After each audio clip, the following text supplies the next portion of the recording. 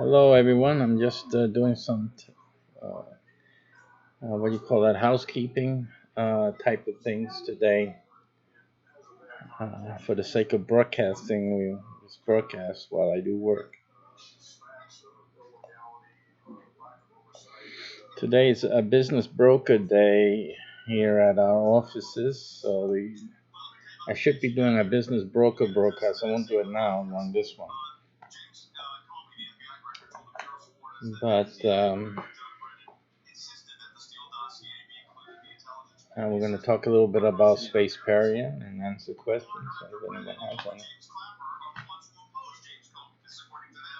First thing I have to do is I'm creating another lower third. The lower third is what you see below me with the name. And I can't find the one I had for my CBH network. So I'm going to have to make a new one. So that's what I'll be doing. I won't be able to show that on screen because I use the other off. What can I say? It's not that tied into this system, so I can't show you a screenshot of it. But that's the other computer here, all the way to my right, your left.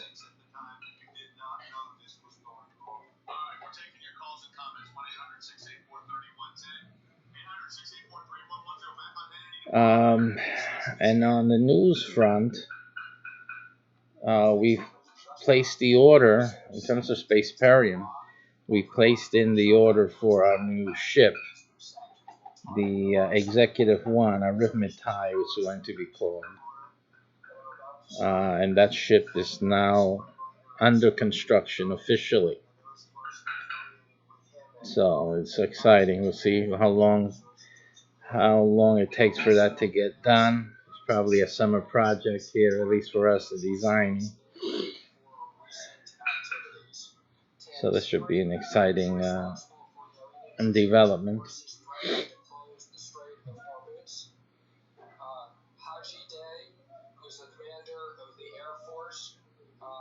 Responsible for downing the U.S. unmanned aircraft in international airspace. These sanctions are all very important for recent activities. Currently, from the Iranian perspective, they see the sanctions as an act of war, cutting off their ability to sell any oil to Asia. The previous sanctions actually allowed them to sell some oil. Let me put on our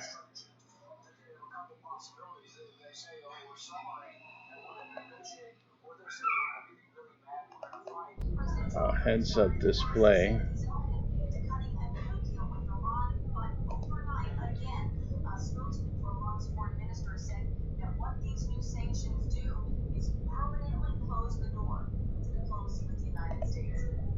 On a side note, man, what's happening in Washington? Oh, the House of Representatives trying to keep the president from building a wall, trying to roll back all his pro-life policies. All that happened last week. Fortunately, Jay, the Senate's not going to take those bills up, so standoff remains. Standoff. Let's hope for the next 18 months. And they're giant standoff. Yeah, that's not so bad.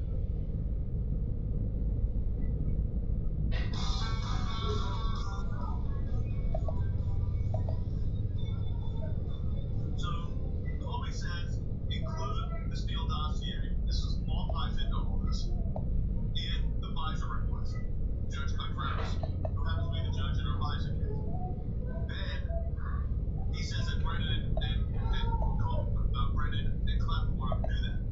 But Brennan and Clapper issue statements saying, no, we oppose James Comey's recommendation that Steele dossier be included in the intelligence report because it was not used to develop the ICA. The intelligence analysts didn't include it when they were doing their work because it wasn't cooperated intelligence, therefore wasn't used, wasn't included. But it was in the Steele dossier, was in the FISA war. So Harry, I mean, they are all pointing to each other, but it shows exactly what's going on. Yes, I think what we are seeing is an unfolding circular firing squad. Everyone is trying to get ahead of the story because they know that they are already implicated by the facts. They also know that the facts are likely to several sources. Inspector General Horowitz is important. Attorney General Barr's emphasis on transparency, and U.S. District Attorney John Durham, who has the power of the grand jury at his disposal to make sure that the truth will out. So, essentially, however, what we have is a narrative that's unfolding, which was created by members of the Obama administration, members of the deep state, going back to at least 2016 and possibly the latter part of 2015. And I hope all of this information comes out. I hope it comes out in the blood, but certainly I would accept it coming out of the hose as well. But at the end of the day, many of these people need to face criminal penalties in all likelihood. All right, let's go ahead and take a call. Andrew's calling on line. What do you want to talk to us? 1-800-68-44. Andrew. Yeah, so y'all kind of answer one of my questions. If the Attorney General gets this information, but the second part is, any prosecutions to come out of this, will it mess up the deep state at all? Well, I think it will. I mean, I don't know that, until the evidence is put together, there'll be prosecution. Let me have Andy, his former U.S. attorney. So I was in Treasury, Andy was over at Justice, and the way it worked on our end was we do the investigation. If the investigation indicates that there's criminal activity, that would have been done by in the Department of the Treasury, IRS, Criminal Investigation Division. They would write up a report to my office, which was the Office of Chief Counsel. We would look at the data, we'd look at the evidence, we'd look at their reports, their version of what's called a 302. And then I would write a report and send it over to Andy's office, which was literally down a couple blocks down the road in Atlanta. And I sent it over to his office, the criminal division, saying our recommendation is that a criminal proceeding be opened up. Now, here you've got a bypass because this is actually right at the U.S. Attorney's Office. So explain to the question that Andrew asked, what happens? The procedure is really very simple. The United States attorneys for the District of Utah and the District of Connecticut, both of which are looking at these things in the direction of Maine justice, do their grand jury investigations and make a prosecutorial recommendation to the Attorney General of the United States, William Barr, who ultimately decides whether there is a criminal case. Just as he did with respect to the Mueller report, okay? And he said that there was no obstruction of justice. He makes the same determination with respect to whether there has been any violation of the law by any of these actors in connection with the leaking of information, in connection with all of these things that we have talked about and on the program today. And then he makes a presentation, or through one of his newly designated subordinates makes a presentation to the grand jury and gets an indictment. Will there be accountability? My feeling is with this Attorney General and this Department of Justice, the answer to that question is yes. I think so too. The question is going to be, it's going to take a full investigation. They're doing that now. We have information on the West that also is related to this, and that's what we now understand as to what was going on during this entire show. Yeah, this change in policies and procedures of the intel seem to be directly connected to a counterintelligence investigation of the sitting United States president. As shocking as it is, before you go on, understand what's just said. We now have the evidence of a counterintelligence investigation going on against a presidential nominee who ultimately became president of the United States. That's getting lost in all of this, and it can't get lost in all of this. As Bill Barr said, that is a big deal. Yeah, the counterintelligence investigation continued after he was sworn into office. Right. Think about that. All of this lends itself, I think, to and by the way, these are agencies that report to the president. lends itself to deep state investigation. Hilarious, One of my favorite books that you wrote. Hilarious. You talk about the control, the power, the abuse of the bureaucrats. This is like that, only it is about serious national security issues. You can't overstate how serious what we've discovered is. No, I think, look, I don't think there's any question. We're taking your calls at 1-800-681-3110. Let me take Zeke's calling from Florida. Zeke, go ahead, you're on the air. Well, that's it, gentlemen. First, I'd like to thank you for your service to our country. The problem I have with all this stuff you guys are talking about is the timeline. And what I mean by that is the information was already coming out. I truly believe they were already looking at or listening in to the counterintelligence techniques we have available to them.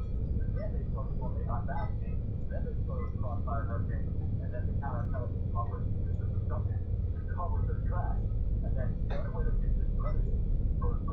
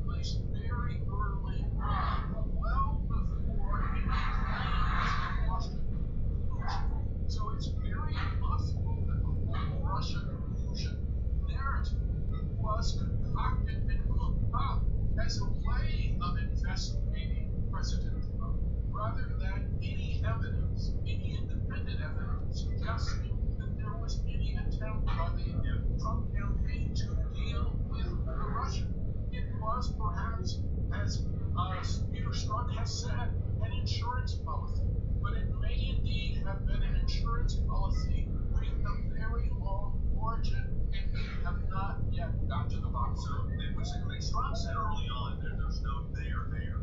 But what Harry's saying, and I think this is right, and what Zeke's call was excellent, is we don't yet know what was the act. Was it Carter Page? Was it George Papadopoulos? Was it none of that that started this entire process? No, we don't. But I think there's analysis is absolutely correct.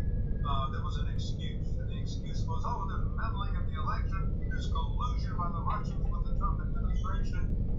Get the fire engine going. We've got to look at this and put this fire out. And that was simply the excuse, okay, for doing the ultimate things that they did.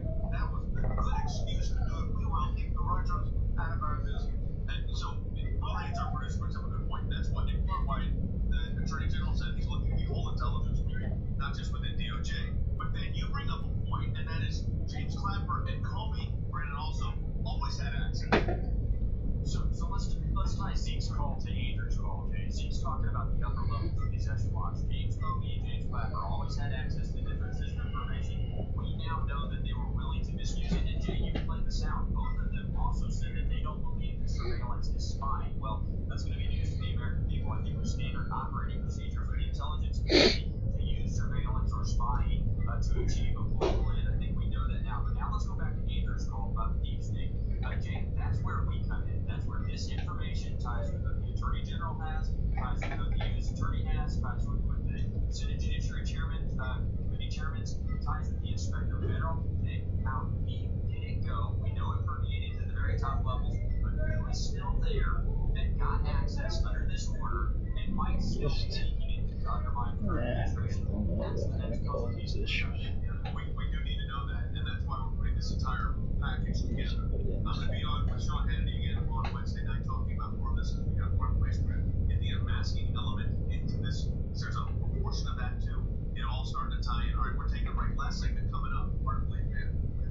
Your phone calls, your comments, 1-800-684-3110. That's 800-684-3110. Want to talk to us on there. Also, don't forget support the work of the ACLJ. That's where we'll get you this information. ACLJ.org. That's ACLJ.org. Little music treat coming up in the break. Facebook and Periscope. Talk about Crossfire Hurricane. Project Secular Man did a little version of that too. And we'll be playing when we come back from the break. Just before we get, you want to talk to us on there? Last segment, get your calls at 800-684-3110. You're working for me, framing your rule?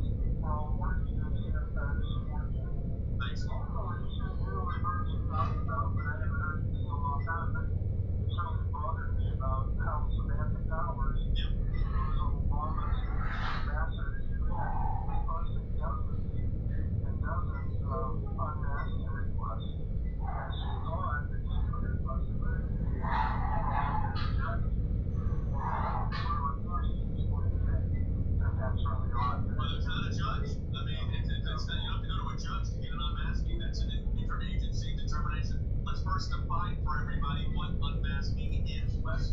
Yeah, the FISA Act contains the protections, real solid protections against U.S. citizens being unmasked when they're incidentally caught up in intelligence collection. Because if you have a phone, that you're tapping and you're listening in, or emails or whatever, it can be an innocent call. I mean, the terrorists can call a flower shop, and the flower shop owner is talking to the terrorist. That's incidental.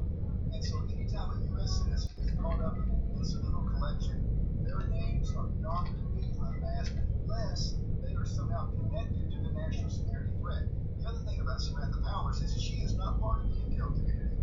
She has no need to know If she was included. if she was included. So what in the world, I mean, think about this, Samantha Powers, the ambassador to the UN, is included in the capability to do a border unmasking. Yes, she was, and based on my information, she unmasked, I believe, close to 100 names of individuals. And if you compare her record to the record of the prior UN secretary under George Bush, I think that individual only unmasked 3 names over a period of years. So the real question becomes, what was the urgency that propelled Samantha Power to engage in this activity? It is clearly and unmistakably unusual, and it suggests that this is part and parcel of a pre-planned initiative, an initiative that included Susan Rice, that included Attorney General Lynch, James Clapper. The list goes on, and possibly including Andrew McCabe, who is now in a fight with James Comey in terms of who is telling the truth, and the probable answer is both are not telling the truth. I'm not a conspiracy theorist either, but as we were talking during one of the breaks, this executive order is a presidential executive order. There's no way they would have amended this order Without the president knowing. of the United States knowing that it I wonder if there is a, we can find this out, what is the framework when you amend an executive order? Does that go to the president for re-execution? I would think it almost has to. If it's an executive order, let's find that out. It's not signed by the president, does it? What the outgoing administration was backing on, In other words, when 1233 was amended, what was the process of amendment? what they were banking on was that Donald J. Trump would never be president of the United States, and they would do everything they could to ensure that that didn't happen. But they were banking on that. They thought they would never get caught. All right, Doug's calling from Wisconsin line 2 right now.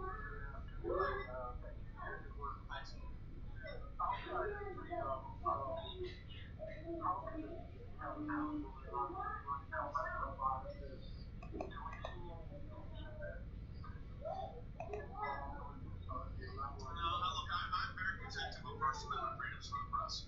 And I think that if you don't like the way the media is reporting something, the thing you should do is look at another channel, get another newspaper, go to another website. I don't think censoring the press is the answer to this. In England, they do. You can censor the press for public statements. We don't have that in the United States. We have a robust First Amendment freedom of expression. I think it's important to keep that. What's going to this reality is the best to put the facts together.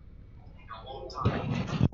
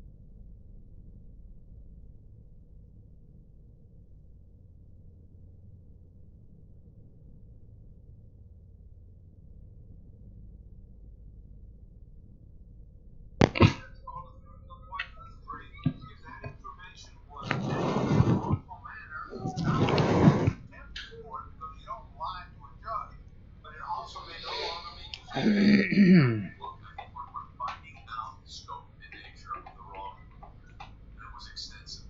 You know, put together the dossier aspect of this, the unmasking, the change of the intelligence sharing, the Crossfire Hurricane investigation, Strong and Page and the animus there, acknowledging that there was no there. James Clapper going on TV saying, look, if we didn't do all these things, you know what would have happened?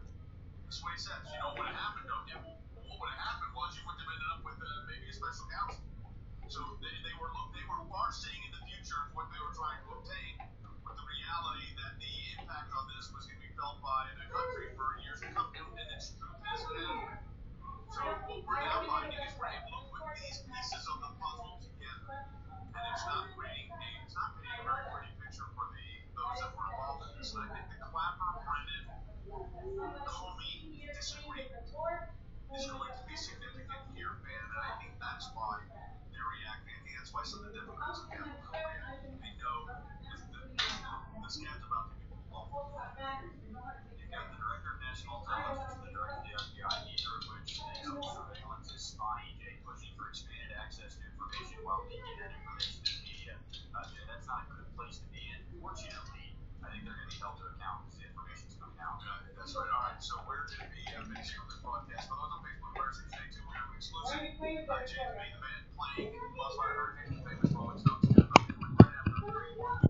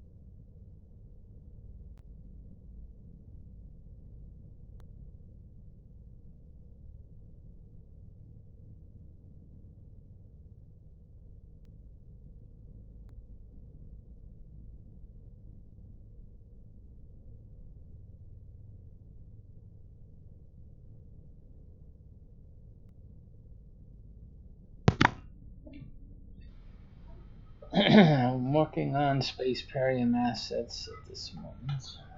One of the things I'm doing is some lower thirds for the broadcast.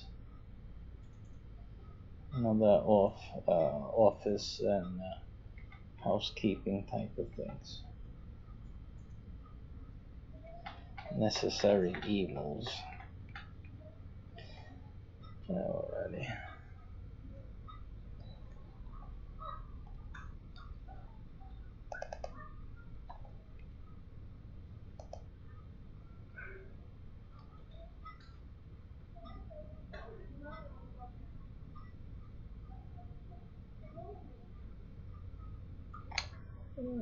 Let's transfer something to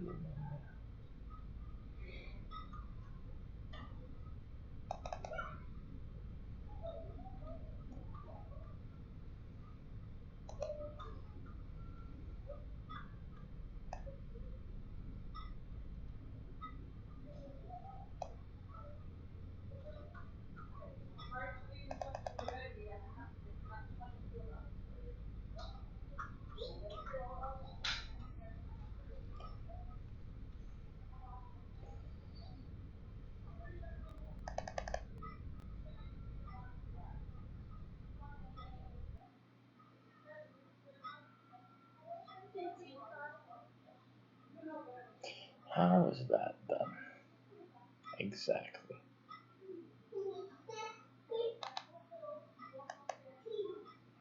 Ah, that's how I did that. Alrighty.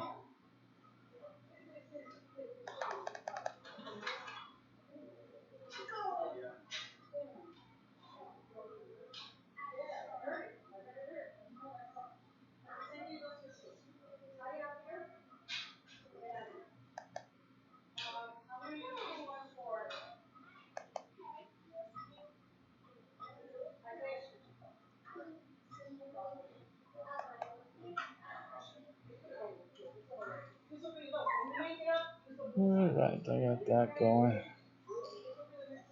Let's see, you guys on anything other than YouTube don't see what I've been working on right now. I didn't have a lower third for my standard type of broadcasting and whatever fancies within the MyCBH network. So now I have something for that. I probably had something before. I can't find it in any of my archival places, so I had to do something else.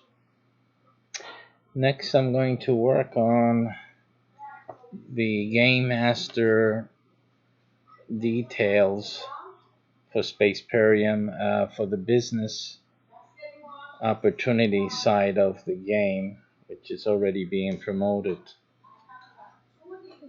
So I'm going to work on the slides for that, and I'll be discussing a little bit of that. So.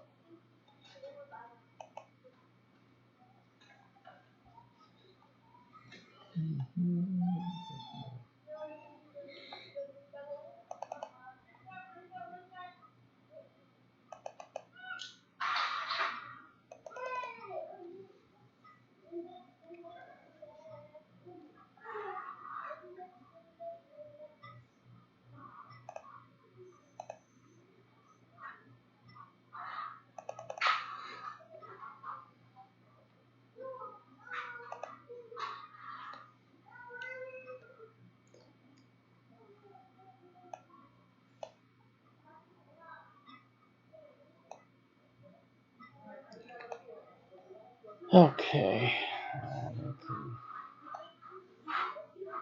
Actually, put this on the side there.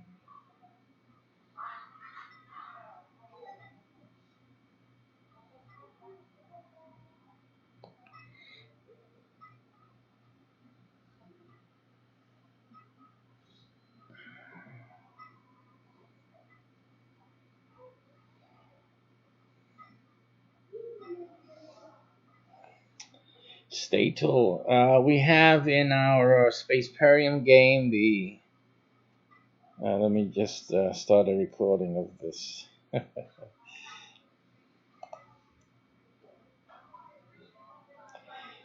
We have in our staple, in our Spaceperium game, three main designations at the onset of the game. There's others later on, but right now we have uh, three levels, if you will, and these are three types of main ships that the will first be rolling off the assembly line, if you will. And I have them designated as based on the synchrony, um, because this game is geo-based. It's a space game, but it's relative to our present geo-based realities. It's a hybrid game, so it's a hybridization of real life, okay, with the space game itself. So we have the three main ships. These are the large ships of the Imperium, or the Empire. And they're divided, mostly they're classified just like our geo-based uh, living is now. We have in government, in the governmental sense, under governmental jurisprudence and jurisdiction.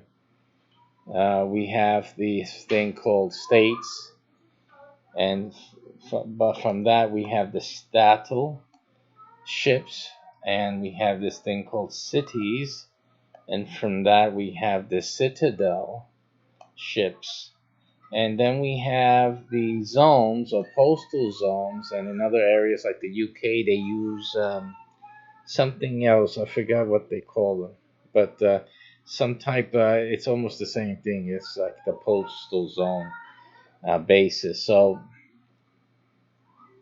those are called zonal ships.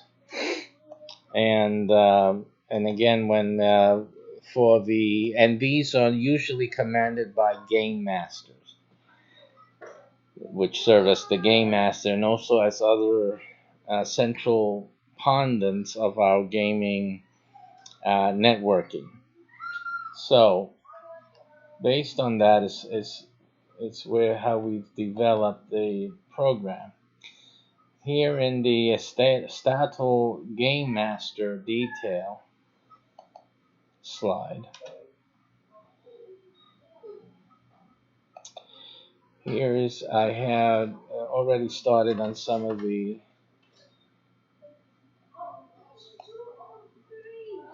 information, and we're going to make just a smaller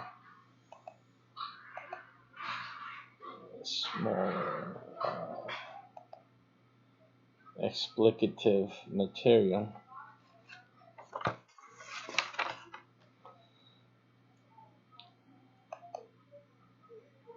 And for the Statal Ship Command, the crew is comprised of 100 game player members. Now, these members are in an exclusive club in real life. So it's a real life club. In the game, they are the crew members of the Statal ship. And of course, as this is the game master, the Statal ship members come together when they have the gameplay. They develop as they go along, and they all have their assignments.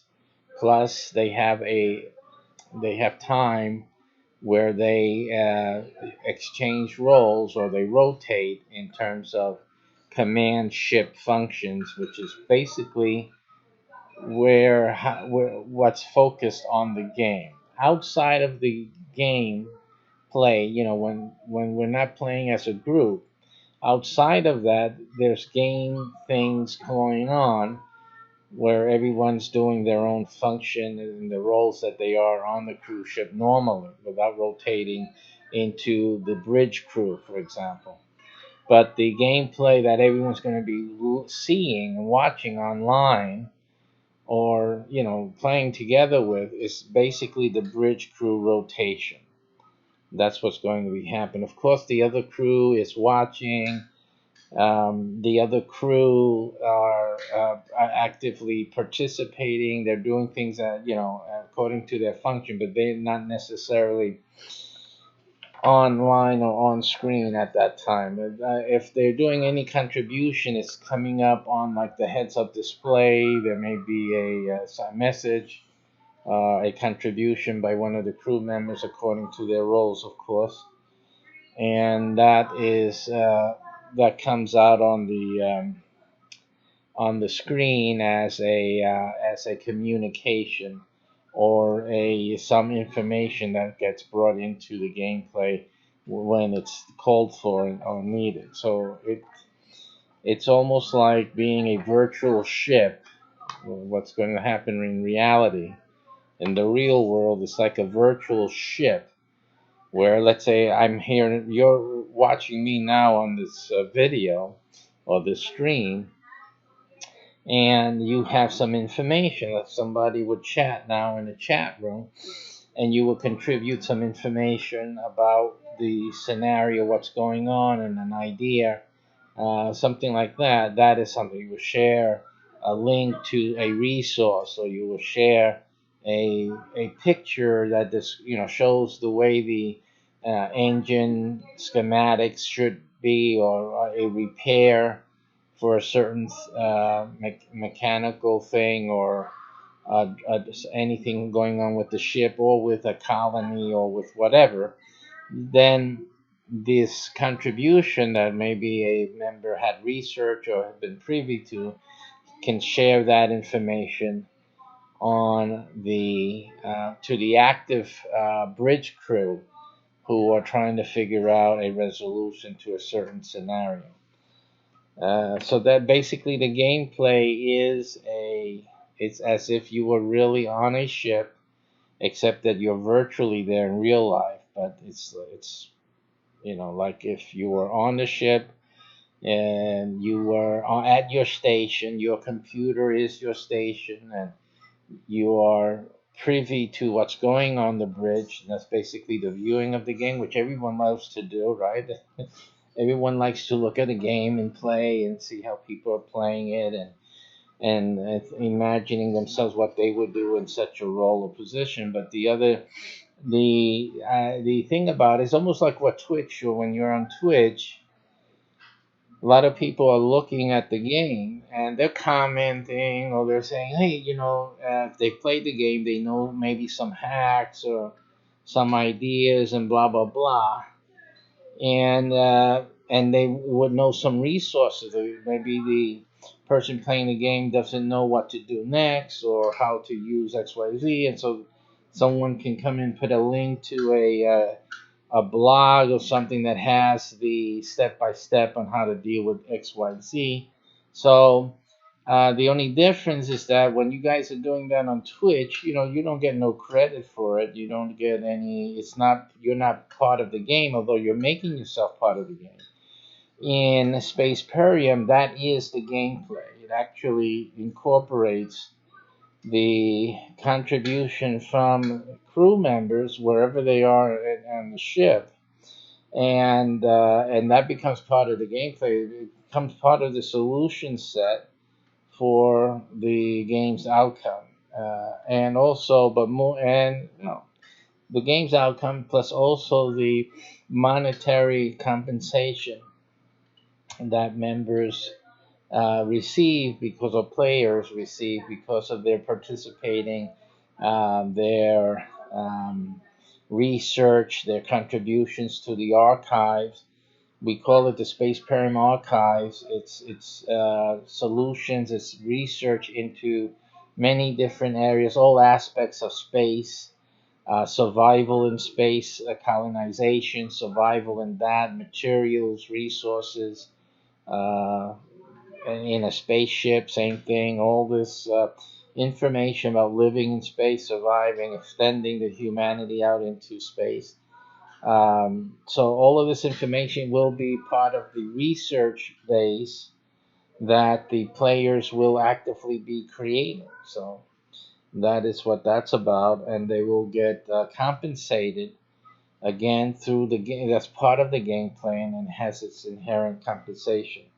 And again, also the other difference about Spaceperium is that the compensation is not game money. It's real income, real money that our members, these ship members particularly, and later it will be the colonized or the colony members as well. But right now the startup is with a ship cruise. So that's the basis of their real world income creation. So they will have in the game a amounts of money that they're making. They will be actually really actually making that money. And that is and again they can spend whatever they spend from that money. It's taken out of their holdings, and they make in-game purchases, upgrades, things like that, just like in any other game. But the difference is that their money is actually real money. So that's the difference. So you can go out to dinner and use your Spaceperium card, for example, and buy dinner for you and your family.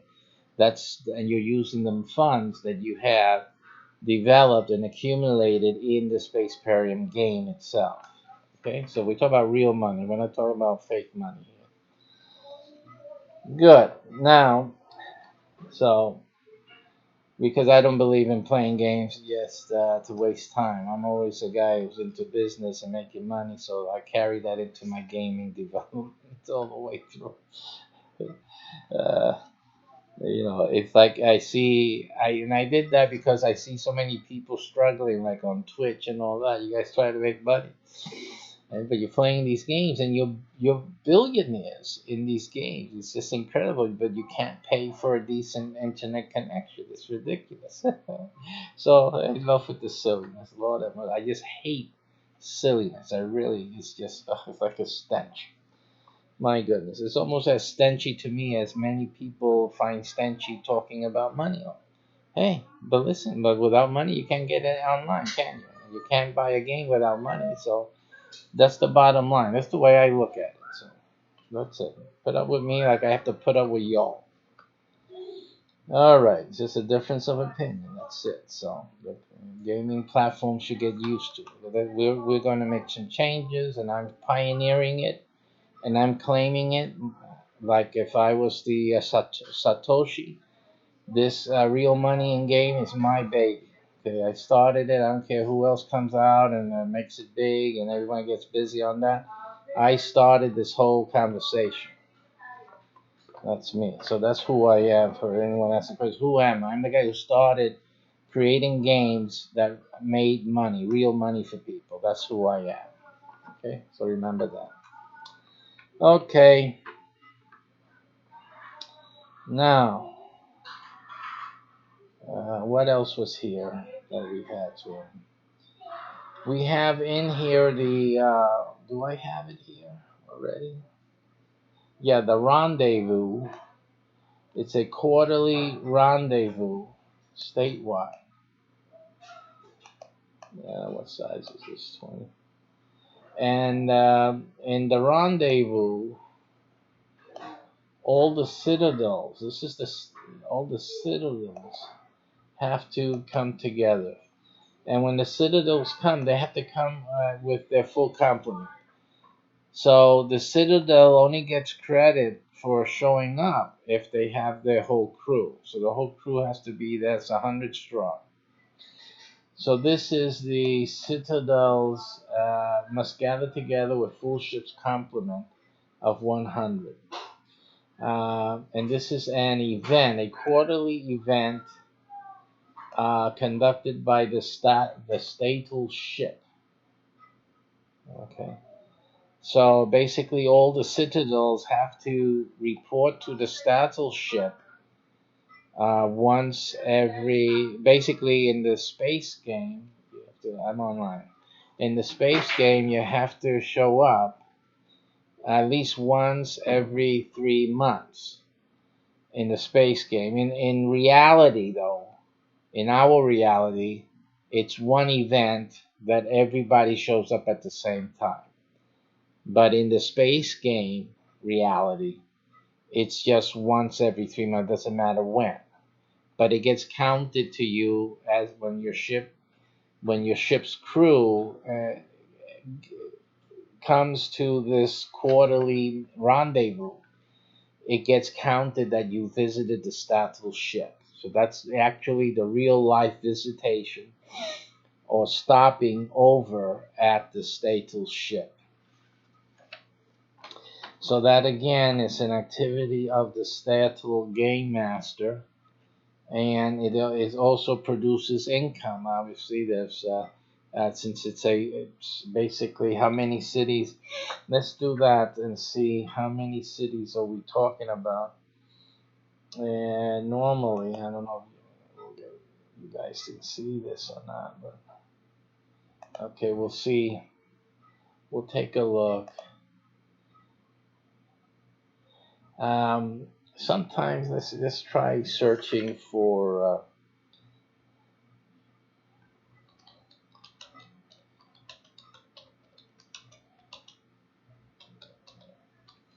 or states by number, right? States by number of cities. We'll do a Google search.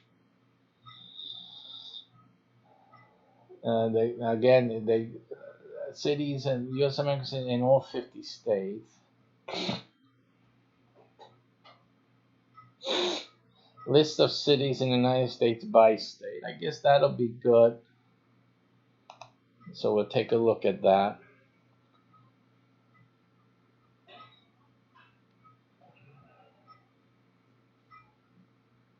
And just to, let's see here. I guess here's an index. Let's choose Alabama for once. I'll be right back. I'll take a little break. One moment.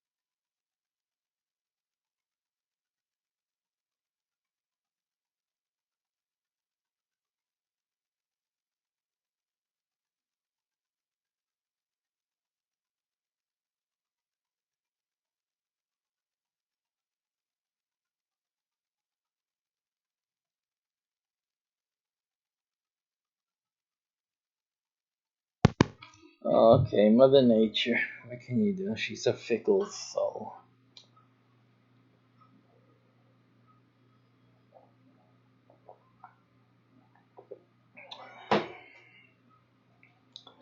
All right, so it says here Alabama. So just taking one.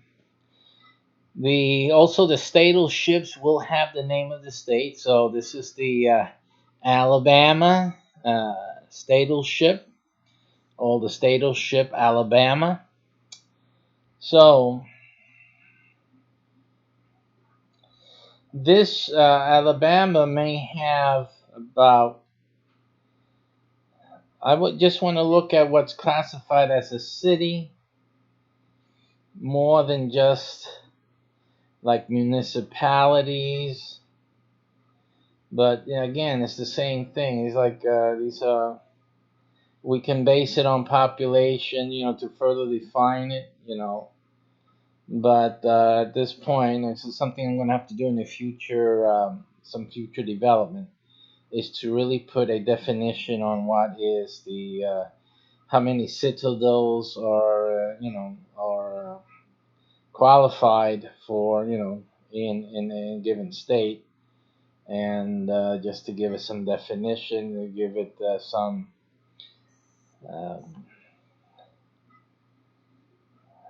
some type of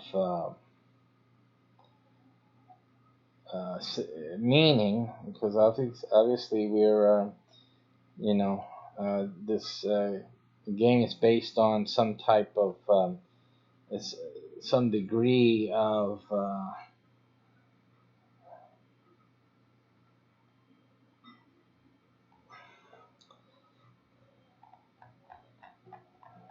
some monetization. So for that to occur, we need cities to have citadels to have an ability to be monetized. So this is very important. So basically, there's towns. The towns are small in population. Like here, you have 139 for Myrtlewood, but then we have the classification of city for Muscle Shoals with 11,000, right? So the citadel, this would be a citadel, okay? So, and that citadel could easily, and I don't want to talk about the citadels now, but in any case, just so we understand, the citadel can incorporate surrounding towns in their staffing, because again, it's a town, and there could be a representative from the town on the citadel's staffing, and we may not have it. We may then also recommend that these towns become the colonies, and they are in distance in coverage of a certain citadel. So let's say in the space game, if a town was under attack or in danger from natural disasters or dangers, then the nearest citadel would be one to come and have a mission to respond and to do some assistance, whatnot. Again, and we're looking at real life things as well. So this translates into actual real life actions, as in addition to just not just gaming. So I mean the possibilities here are humongous, right? And the goodness of this game, which is why I find it exciting to develop a different type of gaming reality and gameplay. Anyway, it's my little experiment. Let's see how much of it can stick here. And so the statewide quality rendezvous. So I guess the basic thing would be to count how many cities there are. Unfortunately, let me look again to see if it gave me a count here. How many cities as opposed to towns? It looks like a 1 to 3 type of ratio, but so it has the classes. So this is great. This is just right up our alley for ships, isn't it? You have classes here. Class 7 cities with a population from 6 to 12,000 inhabitants. Class 8 includes all towns. So we're not looking for class 8, right? We're looking for class 7 and below or higher, right? So class 8 are all towns plus all remaining cities with populations less than 6,000.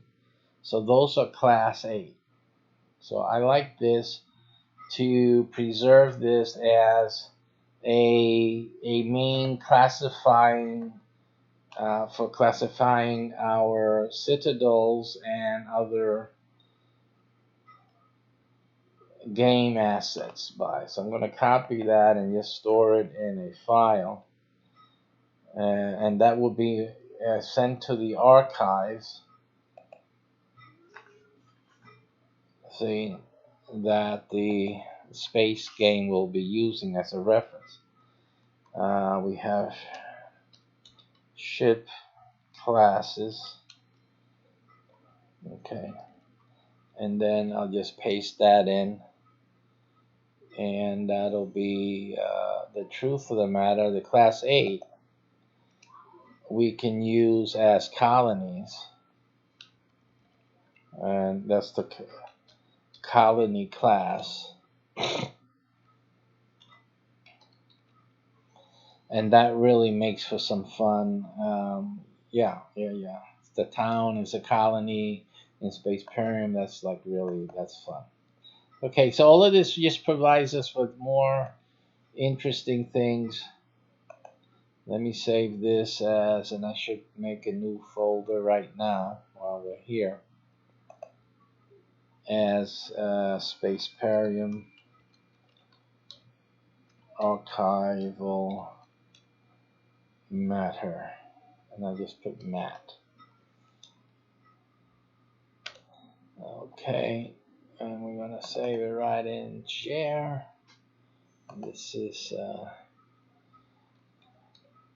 ship and colony classes. Alrighty, so that's good. So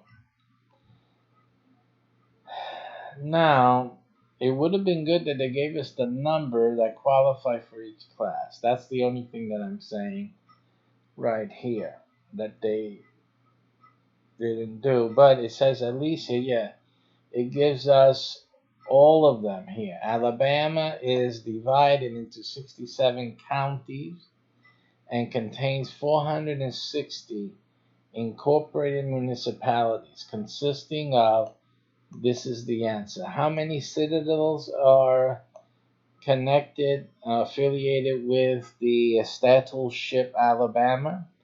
169. So that is the amount of citadels that you can have for Alabama. Now, Alabama, then these cities, again, it's 100 people, 100 crew members per ship for each one of these citadels. So we're talking about, in the rendezvous, 16,900. Now that becomes, again, you have to fill up, each citadel has to fill itself up. That's obvious. This is not a concern of the stattal commander. The stattal admiral, by the way, is his class, is that his ranking, is that he assists the citadels in all ways possible. But it is the citadel commander's responsibility to fill his ship. And to make sure that they do attend the rendezvous. And just to look at what this means, 16,900, right? Would be the number, 16,900. Let's just put 17,000 capacity. 17,000 attendee. I'm going to put Alabama just out of curiosity. If something comes up here. Attendees Alabama. I'm going to put in event. Let's put in event. 17,000. Which doesn't include 17,000. Nothing here includes 17,000. Here, and we have annual attendees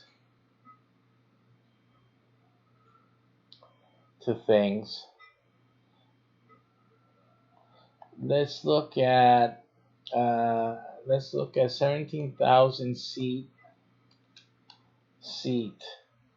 Alabama. We're just looking at what Alabama has.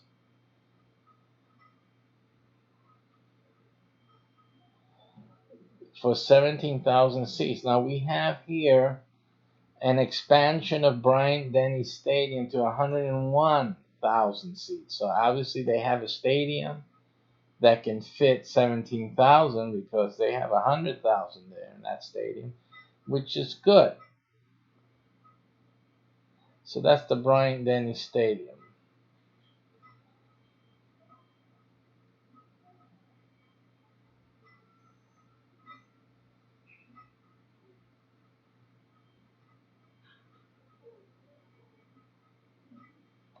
We're looking for any other venues that can have the capacity for this type of rendezvous.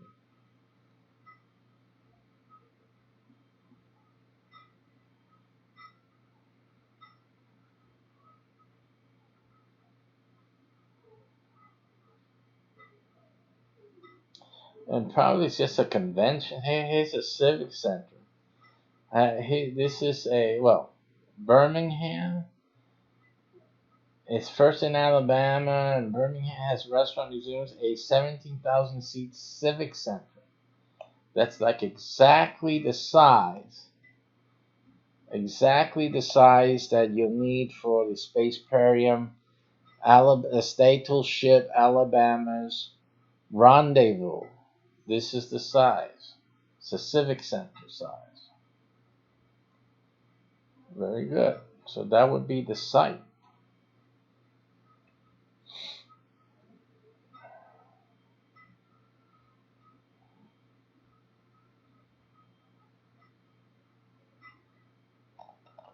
So, Alabama, 17,000 seat civic center.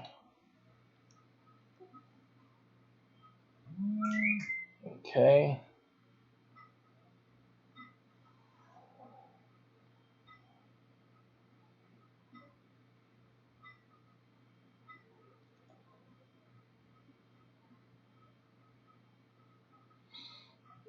Now there's other civic centers in different areas. Peoria, not that it's in Alabama. This is wherever Peoria, and that's only 1,300, is it? In banquet sitting or something else. So we'll have to look at that. But this is for banquet sitting and seating. Again, this is Amarillo. I believe that's Texas, if I'm not mistaken. They only have 4,870 seats and 1,800 portable seats. On top of that, will make it like 6,600 people. Again, that's that limitation. So, yeah, it's going to be difficult for different states. If it has the same amount of citadels, that's the issue. So we're going to have to look into this more. But at least the first one we chose, Alabama, has the civic center with the capacity to handle the Stattle quarterly rendezvous. They have the capacity for it. And then, of course, this is an event like any other. You're talking about hotel. Obviously, people traveling from way off. You're going to be looking at hotel space that's needed. And events within the event as well, smaller events, obviously, because you can't do with the whole group together, but smaller events can be happening. The citadels can have their smaller events as well. Again, this is something that the citadel will use also. They can use this to make income as well. The Stattle ship arranges for all of these activities. So it's a cooperation between the Stattle ship and the citadels, and it's a cooperative event, the rendezvous. And it's like always, it's just like in any if we were in space for real and we were coming together to the status ship, it would be a mutually beneficial stop, you know. So yeah, it's not only the status ship that gets all this business, but also the Citadel, it makes some business as well in interacting transaction that the Citadel can have with the Statel ships and its crew and all that. So it's a mutually beneficial stop, right? So that's the same way it's going to be in this circumstance, and hopefully most of the we're going to do a state examination, preliminary examination. Obviously, I can't expect the Statel commanders to know everything about their states and capacities and stuff like that, but at least to give them a heads up, I'm going to do it myself to be able to forewarn them of how to organize their rendezvous so that it makes sense. They may have to do a monthly one because there's a capacity in 1 month have, or if it's every 3 months, it will be split into 4 weeks. You know, 1 week for each a set of citadels and the other set, and it just be a repeated event. You know, throughout the month, so that all of the citadels can report in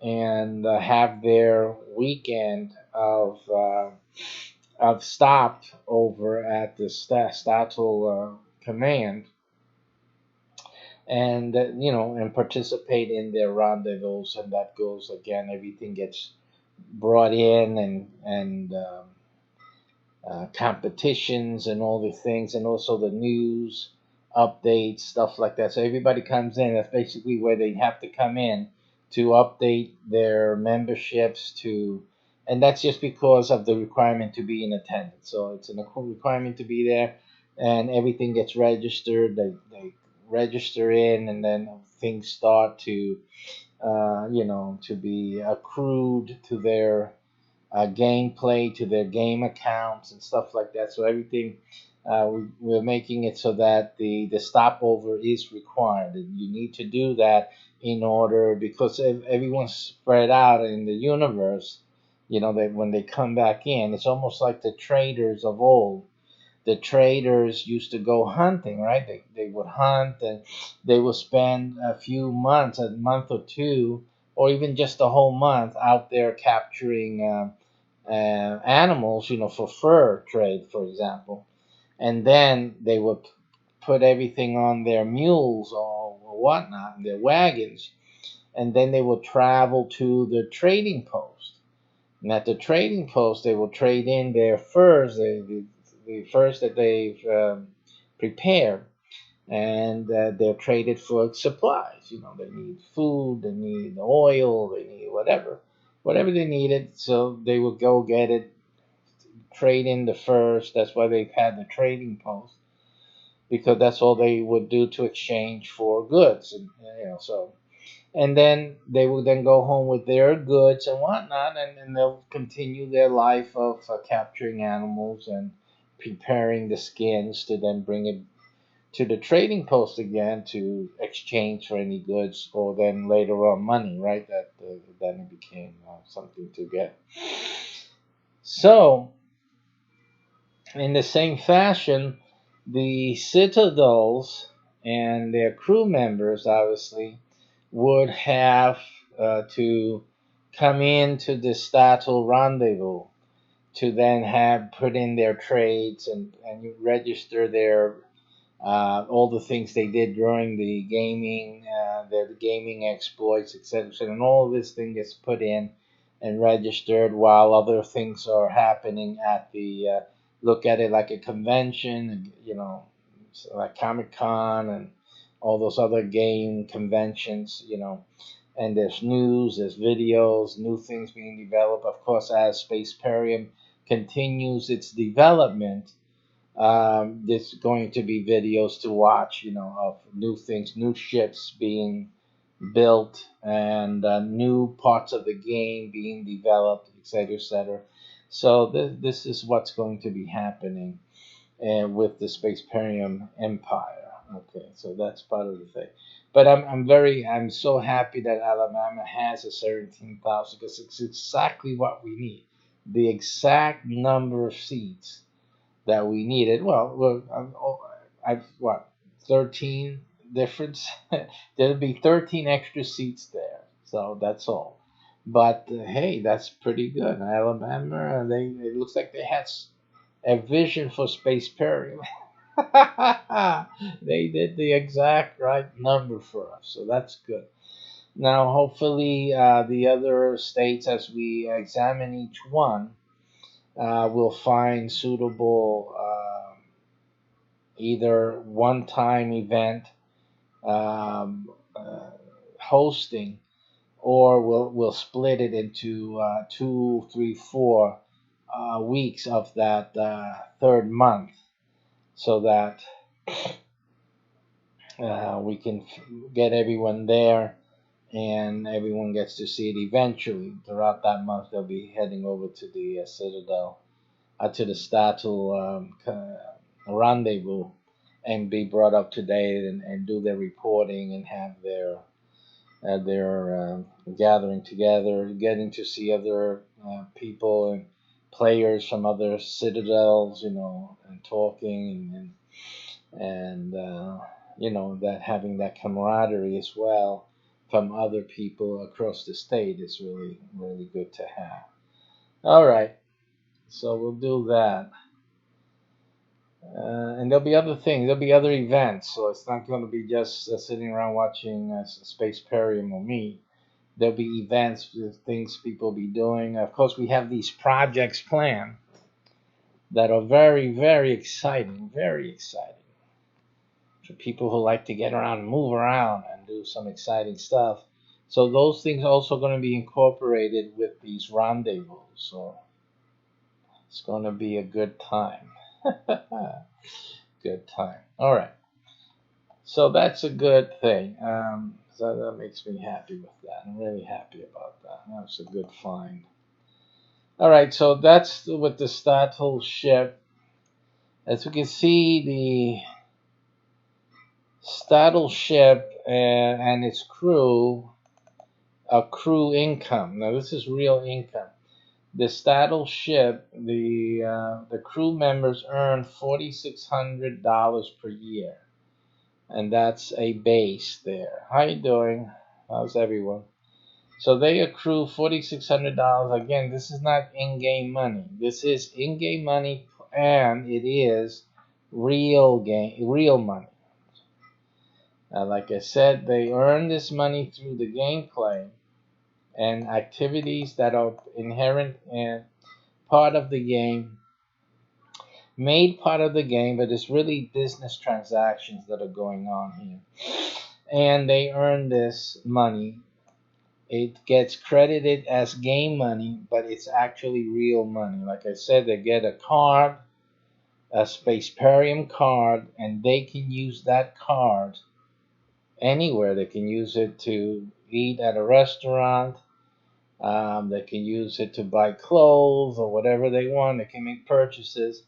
They just realize that when you're spending the Spaceperium money, you're spending the money, so that when you go to your account in Spaceperium, now you have that amount of money reduced from the amount of money. It's like a debit, right? So it's not a credit card.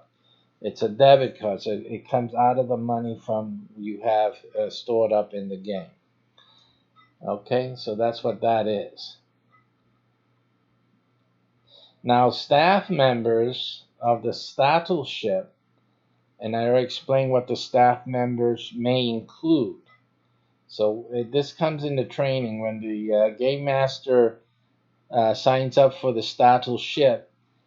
He gets training. He or she gets training, and in there we explain to them what the staff members or who they can be. And then obviously what the benefits for them are of becoming a staff member. With obviously being a staff member, they're working along with the Statel admiral, which is the Statel Game Master himself, or him or herself. But the staff member can earn then double of what the regular crew members make. They are entitled to make up to 9,200 a year from their basic activities as a staff member in this Statul command role. And again, that's real money. That's not just game money. Okay, and then we have this is what's missing. It's what I have here. So you have. Let me add that in here. I'll probably change the way the order these things appear in. You also have a promotion, and I'm going to make that. What is this? Oh, I see, because this should be 28. So let's make that 28. Let's see if we can do 28. Okay, so it's promotion and development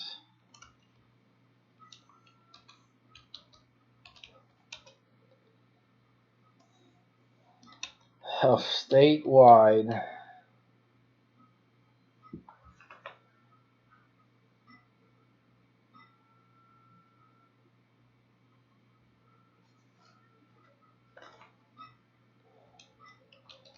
business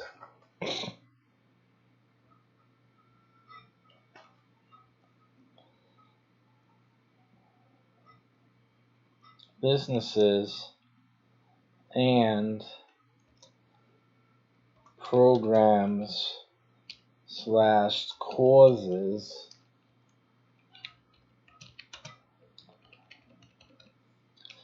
Now, some of these programs and courses are things that would be just good things for the community, for this statewide, that the Spaceperium and the state admiralty would determine as something that is beneficial and of common good and enthusiasm for statewide.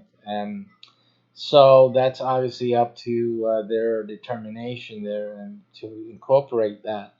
Other programs, it depends. It could be state programs. It could be a nonprofit in the state that's really doing some good work, and the Admiralty of the Statul Command ship wishes to focus on that and bring attention to that, and so they can choose to bring that into the Spaceperium world. And then, of course, there's always this is a money game, so it's an issue of bringing in businesses, the businesses to who would benefit from statewide exposure in the game, because the game will have moments or phases where a business can have exposure to the players and to obviously all the people who gathered. I mean, if you got 17,000 people gathering at the Alabama Civic Center, that's a big advertising promotion right there that a business can really take advantage of.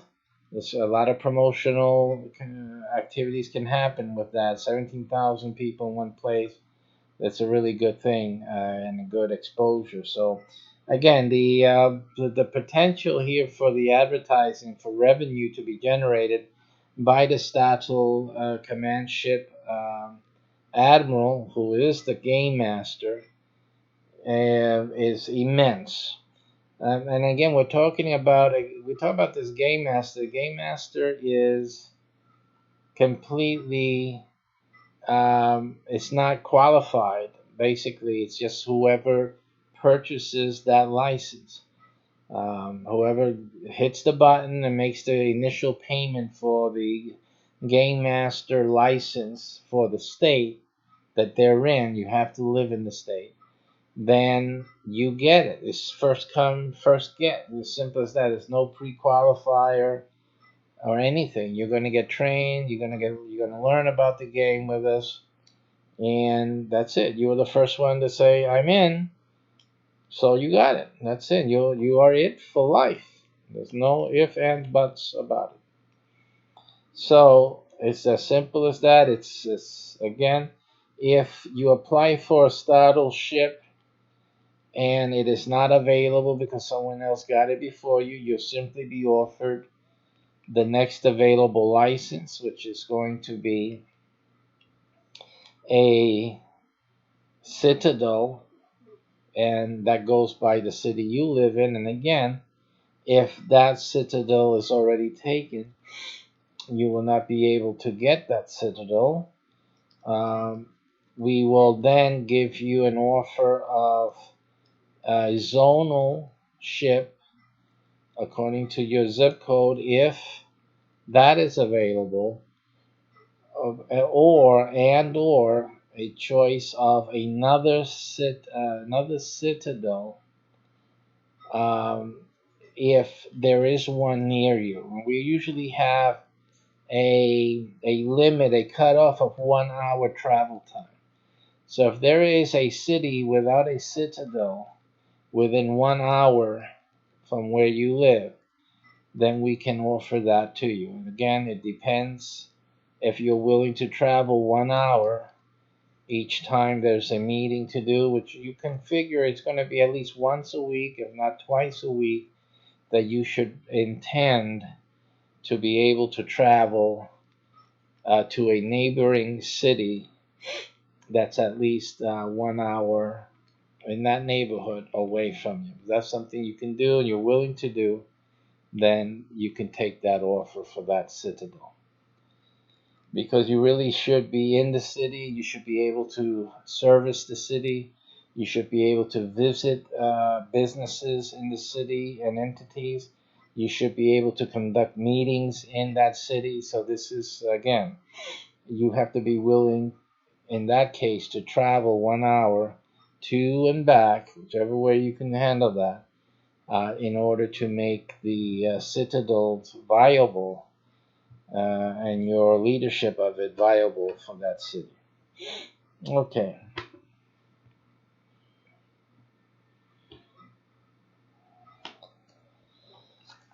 Now, and also we will also, the saddle ship can always use a staff member. So that's another thing. If you are willing to become a staff member of the Admiralty, of the saddle ship, then that can also be offered to you. But that becomes an issue with the saddle commander, because he's the one who sets the requirements for his staff, and then whatever he's asking, he or she, that's basically what we will make available to you. At least tell these saddle commander there is someone who would be interested in a staffing position, and please, here's the email. Communicate with them, tell them what the requirements that you have are, and that's that. And if they want to do that, they can do that as well. So that you have options.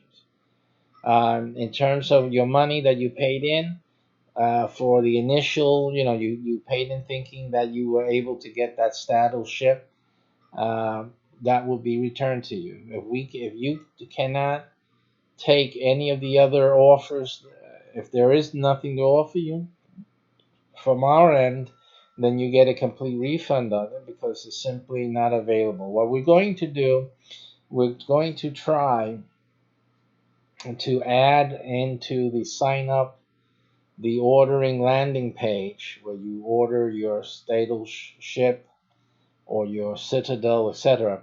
We're going to try to put in there, because it's going to get ridiculous, right? You've got so many cities, so many, 50 states and whatnot, but so many cities and all that. You're making this big list of what's not available as opposed to what's still available. It's going to get ridiculous. So that's what we've been trying to avoid as much as possible. But I can see I'll probably put something in there.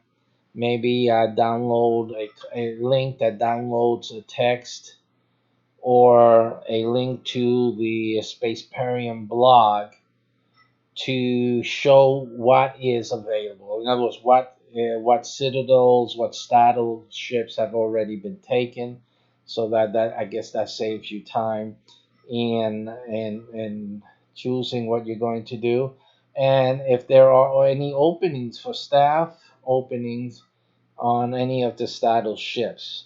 Sometimes the citadels may have a staffing opportunity, and that also will be placed there. So I think that's a better way, maybe, to handle that issue. Okay, so promotion and development of statewide businesses and programs slash courses or causes. So that is another game master detail for the status ship entirely.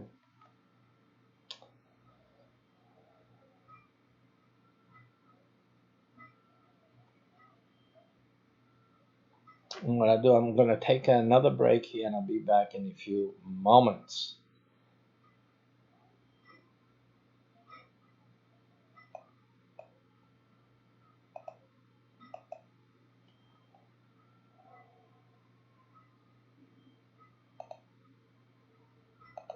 Where's our time?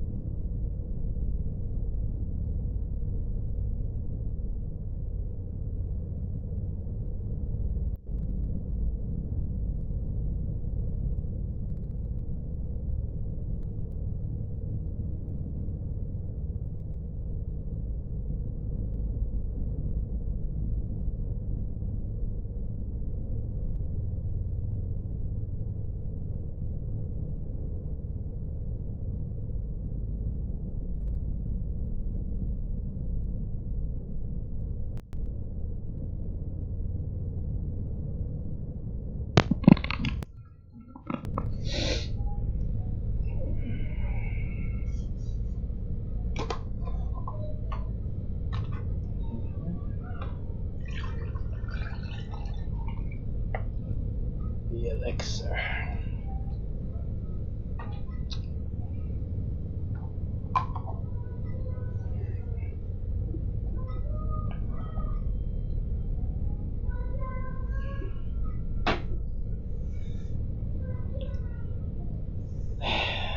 Let's see what's happening around the world. Back on.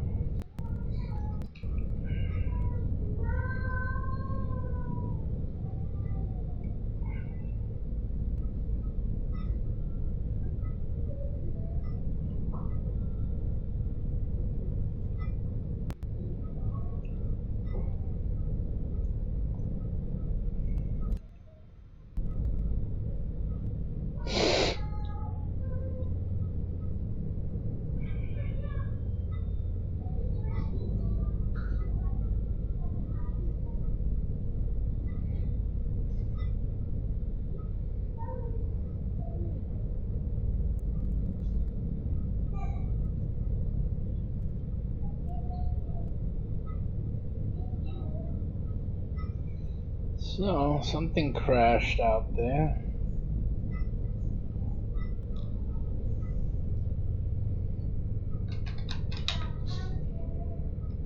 We'll see what that is. Thinking Bitcoin went down. Let's see. Let's look where Bitcoin's at, buddies. What should we look at?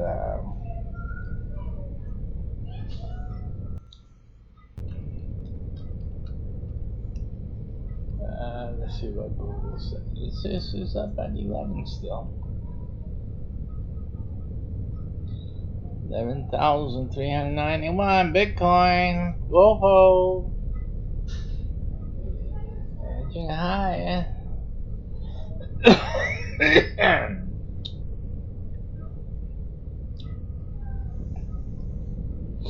Then all the experts come out why it should revisit, and they know it's incredible BS. You know, they know everything now.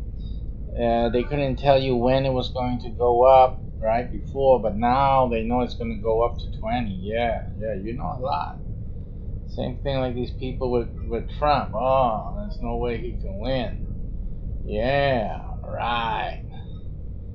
These people don't know nothing. No.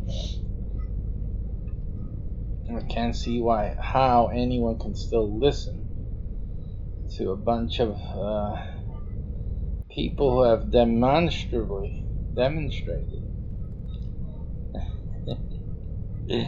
that they don't know what they're talking about.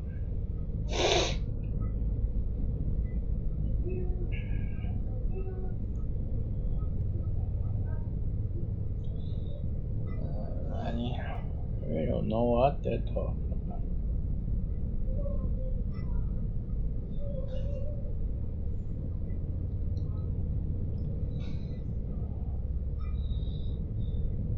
Okay, let's get back to what we were working on. Let me get my little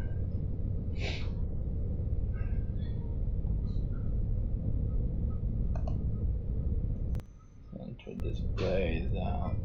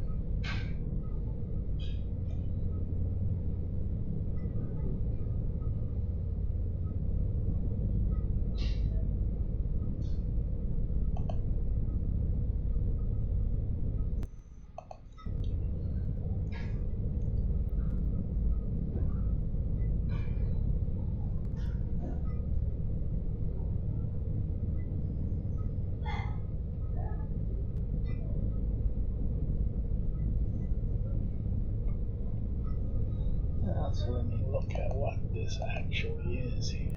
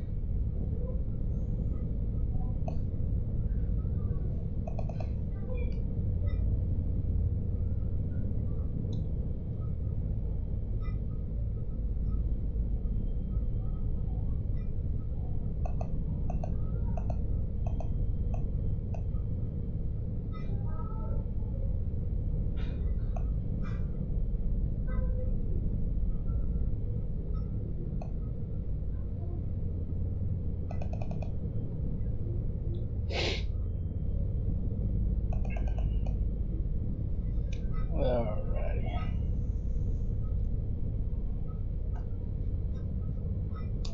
Now getting back to the Stato Game Master detail.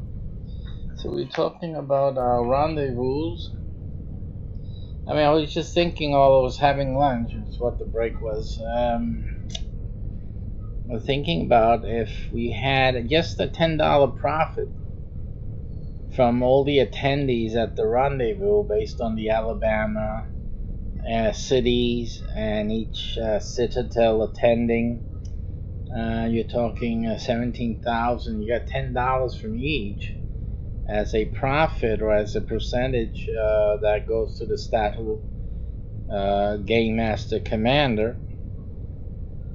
You're looking at $170,000 now, and that's 3 times a year. So that's $510,000 a year just from one thing, one activity, and that is the quarterly rendezvous. One lucky person. I say lucky, it's just you gotta order yours now. It's not luck. I don't know why people regard things as luck when it's just action. Here's an example. Now, after this first person in your state takes action, then everyone else is going to say, oh, you're lucky, man. No, he wasn't lucky. He took action. That's all.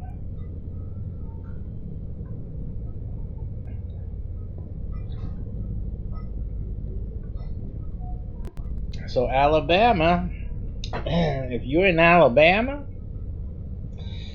you're looking at $500,000 a year just from the rendezvous. That's what you're looking at. So, I don't know. If I were in Alabama and I'm watching this guy talk, I would take some action.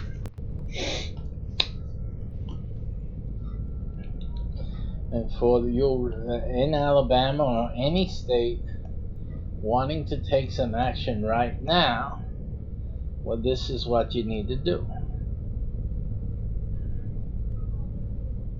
This is the amount right here. Look, you can't see it on your screen down below. Let me just change that to a regular screen so that you guys can see it. But you need to get your state game master license. You gotta go to this URL and make that payment. That's what you gotta do today. There's no luck involved here. It's action. Be the first to do it in your state. Alabama, you're looking at $500,000 a year just on the rendezvous itself. So, and that rendezvous wasn't like the main income stream. Okay. So this is like simple. All right. So there it is. So just one moment more. and I would get that right away. Now, why sit around waiting for something else to happen? I don't know why, but that's what I would do. Okay, so let's go back to the Statue game master detail.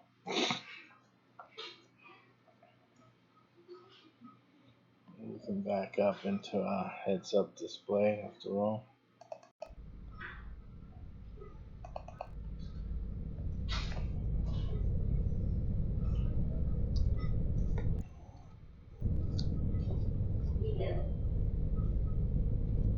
Now, yeah, this is another thing we had added down here is the development of the military, in-game military, not out-game military, but development of the military forces and authorities. Right now, the Spaceperium is being developed on a civilian platform in terms of the civilian basis, but as in all cases, we need to develop a military force for protection and law enforcement, right? So it's military and authorities, which include law enforcement in game. And so again, this is another income stream for the Statel Game Master as these forces register. They have to register. They have to gain some knowledge and experience, which is probably a little small mini course, some PDFs for training, and they go through a little testing and this and that, and then you have those profits from those transactions. You also have the development of training camps. So when you have a military and authority, you need training camps. And this again is for periodic skirmishes. This is not in game. This is actual real life. So this is again something a project that we're working on as well, where the real life part of the game is involves these training camps and periodic skirmishes, just like the rendezvous. It'll be a gathering together of trainees and also military personnel, in-game military personnel, for training purposes and for battle simulations. So they'll be getting together to have real battles in the real world, not with lasers or anything like that, but close enough to that, and that's part of the excitement of the real life part of Spaceperium. On top of that, it's another income stream for the Statel command ship.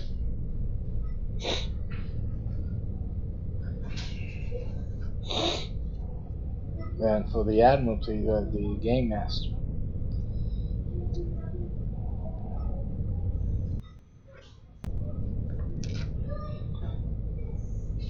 And rounding that off is the Statel and Citadel TV channels, which will be by subscription and will also be available in game, as well as directly to a URL, a specific URL that the subscriber will be given. And it would be, of course, password protected and all that for access, since it's a subscription. And that is also another income stream for the for both the Statel commander and the Citadel commanders as well. And there's other, and that includes the other advertising and other benefits that we discussed in the beginning of the gamer presentation, which we have not done as yet. I'm pretty sure we haven't done that one yet. Or if we've done it, we just did a slight overview, and it's not been updated. So we're going to have an updated presentation maybe this weekend. maybe.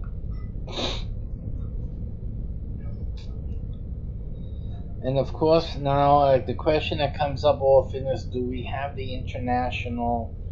Can people outside the United States sign up for this game in its development phase? The answer to that is yes. But only now as the statals. We're only opening up the statals, and the statals will focus on building Citadel, the Citadel memberships. But right now, only statals are open, and they will be open on a country per country basis at this point.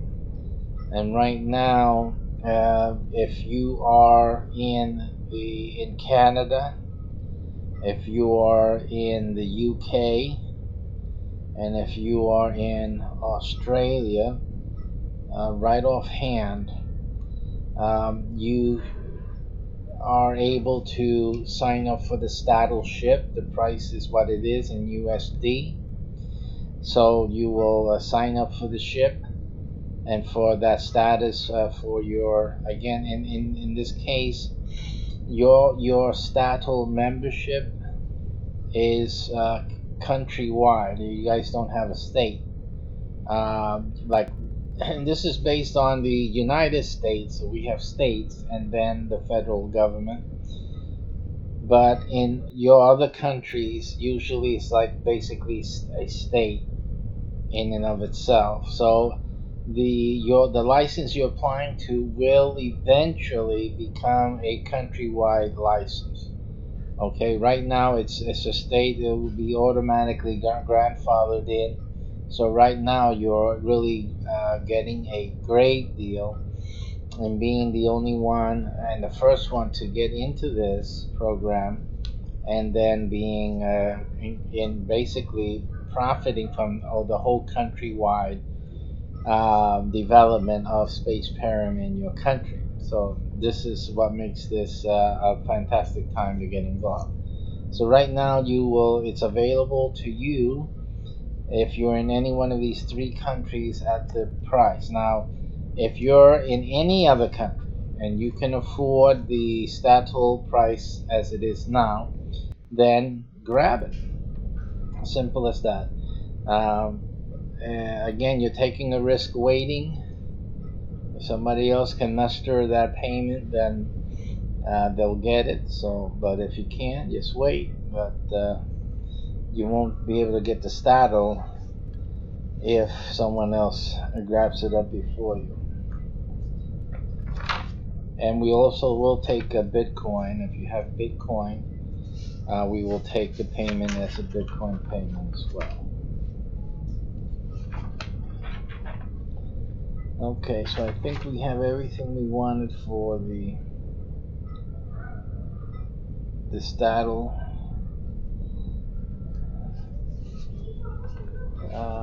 Let's see if there's anything else we can do here. This is pretty much it. Other question: if the Staddle ship commander gets a income like the crew members, and the answer to that is yes. The ship commander will get the same as the staff members, actually, so that you will see that as your starting point, and then all the other profits are added on to that. So that is something you can do. Again, this is a qualified earning, which means this is still something that you have to do. That you don't get it automatically. But if you do exactly what the staff members have to do to qualify for the 92 per year, then you'll also get that. So basically, this is based on tasks and for qualification. So if you, as the Staddle commander and game master, do the same tasks that are required for the staff member to earn this amount, well, then you will qualify for that amount as well. So that's the answer for that question.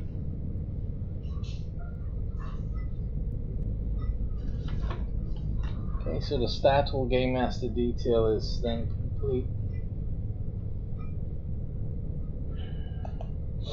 The only thing I want to add here is international. Would be Canada, UK, and Australia. And I was looking at what other countries would qualify the other day, so let's go into that and see what that would be.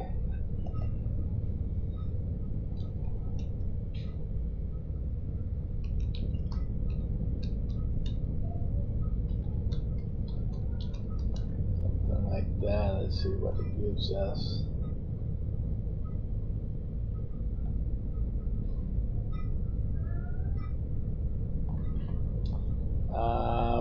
I'm trying to US dollar salaries comparison. Other. Go to international, I guess.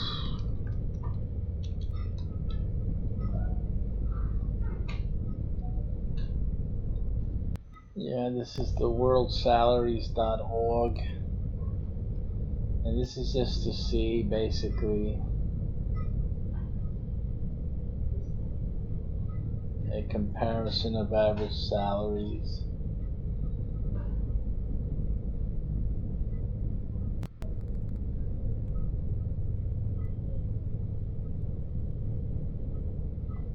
So we'll look at, let's see, we're not looking for any super salary people. Office clerk is pretty much someone, you know, that would have a general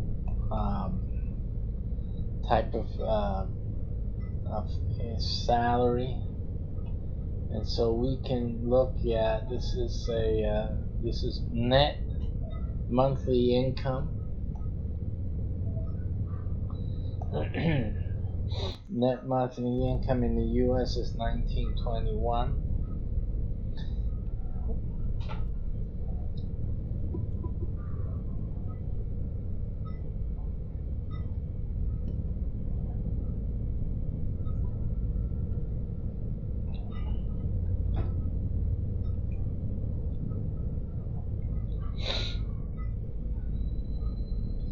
And this is in US dollars, so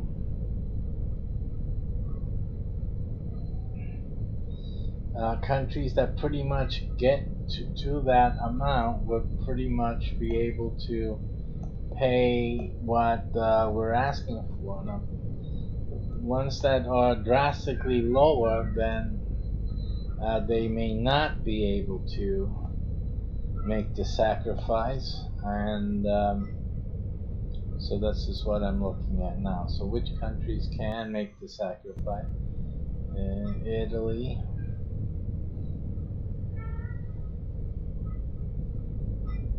You see in Latvia it's 179. It's just totally wow down there, right? So, and yeah, I will change the price depending on the country. Okay, so depending on the country, I will change the price.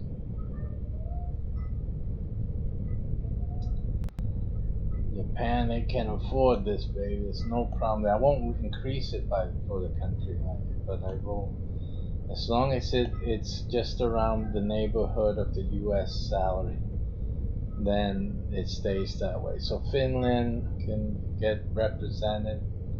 So I would say here, let me just make a quick listing here in Notepad.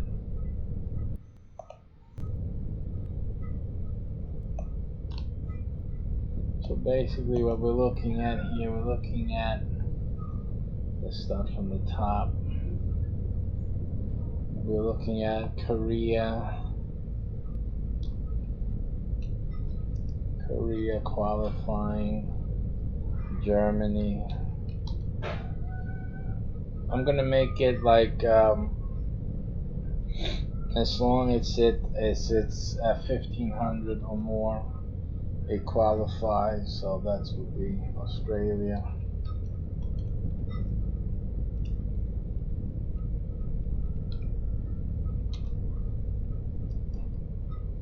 Japan,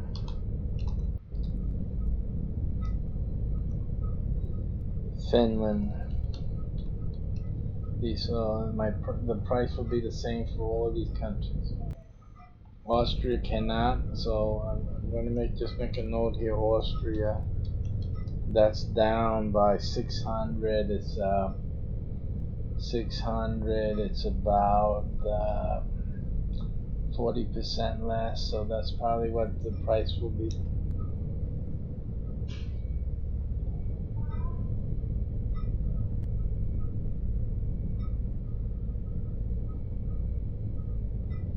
Should be 40% less.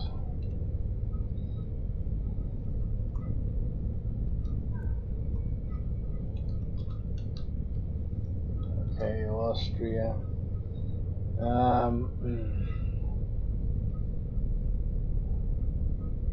Hong Kong is also down, so that's also, Hong Kong would also be under that discount. Canada is up there. Italy is also up there.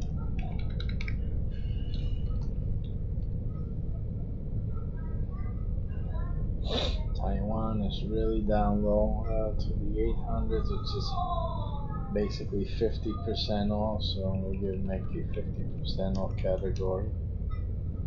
That would be, let's just make it the top 50% off. And that's across the board in game.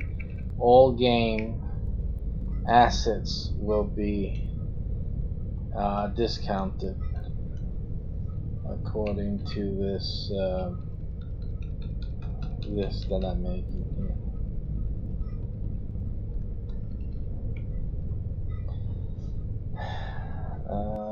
And it'll be adjusted with time, but as things change, it'll be adjusted. Kuwait hits the 1500, so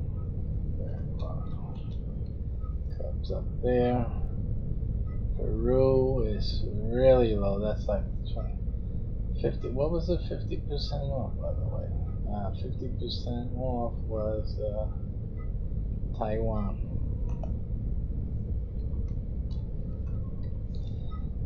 50% off. I'm going to look at the income. It's basically, yeah, anything that's 900 and lower.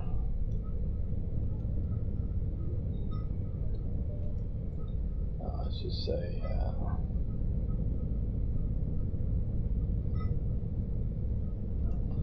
900 lower, 40% goes to Austria. Let's go to Austria again. Was 13. So the break point was 1500. So let's say 5 from the 19 of the U.S. $500 less than the 19. So that would be the break-off point.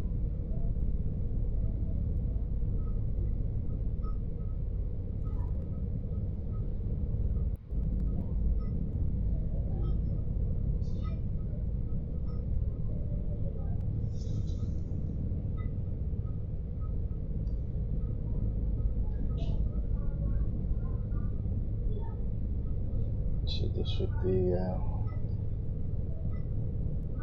14.99, right?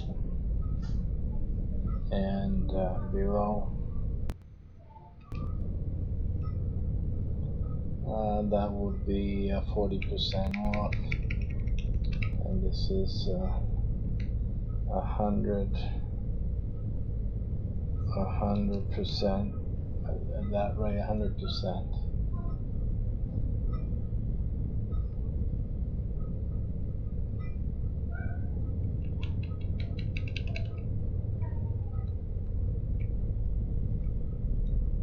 That's 1900 plus or minus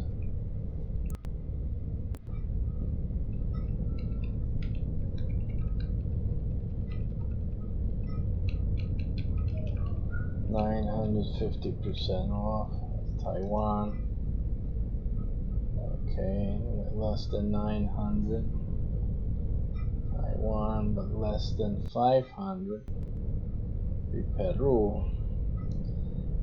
Less than 500. And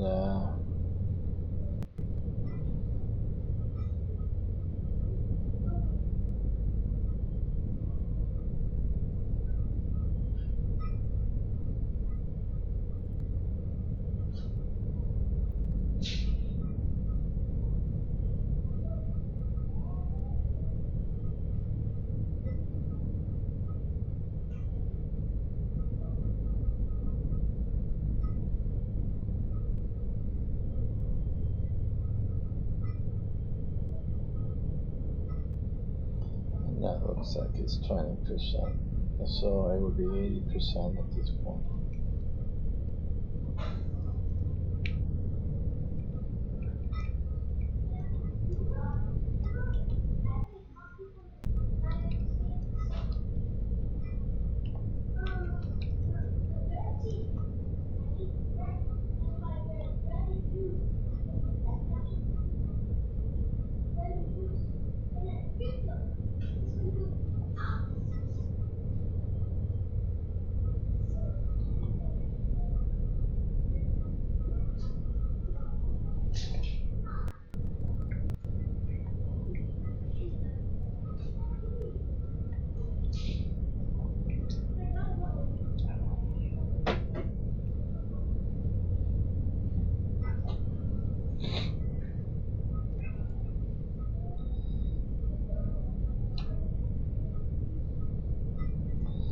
And then we have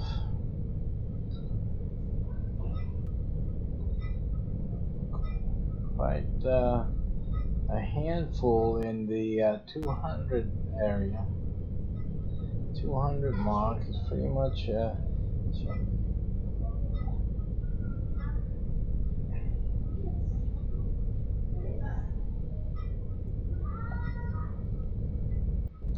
should pretty much be like a 90%. So I'm gonna do below 200. No, below 300. Let's do a 300. Unless we're just gonna give them everything will be at 90% or discount, 90% discount.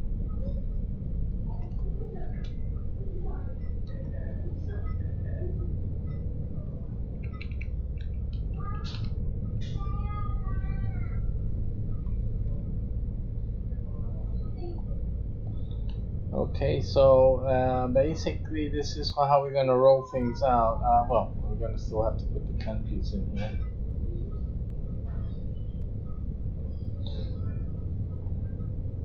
Countries will, people in these countries will have the discounts applied to them, and they will be able to participate in Spaceperium.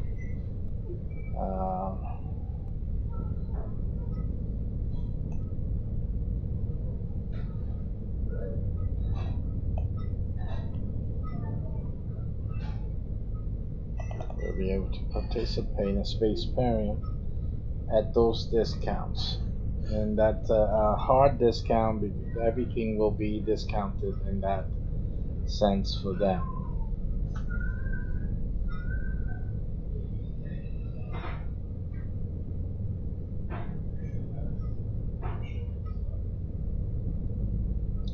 Alright, so at least we can roll out in these countries too, no need to wait.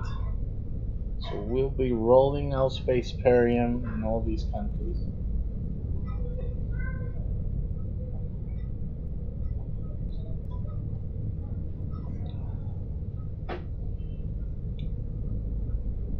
Forthwith.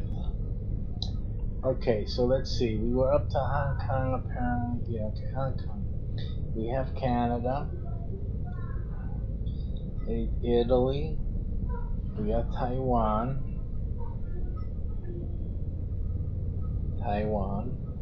Kuwait, we do have Peru. We didn't put in. Peru is below 500, so they are 80% off. We put Peru here. Peru. And we'll put Thailand is also it's below the 500 but not below 3, so that gets under the 80%. Brazil is another 80%. And of course we're going to have to put create parts of the archives in those languages so they can participate and have the translation features built in.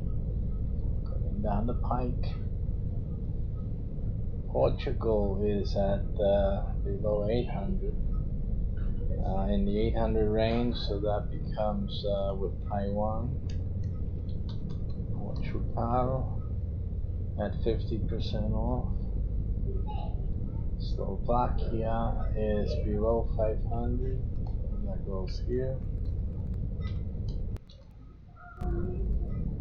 And Singapore as well, and below the 900, above 500.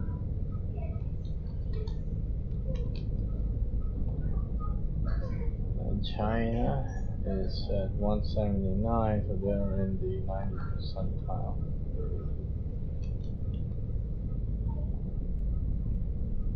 Mexico is below 500, so they're going here. They will have the 80% off.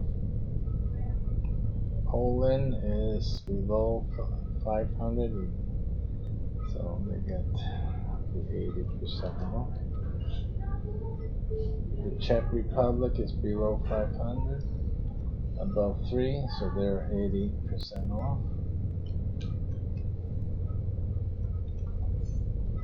Hungary is again below the 500, so alrighty. Lithuania is below 300, so they're right by China.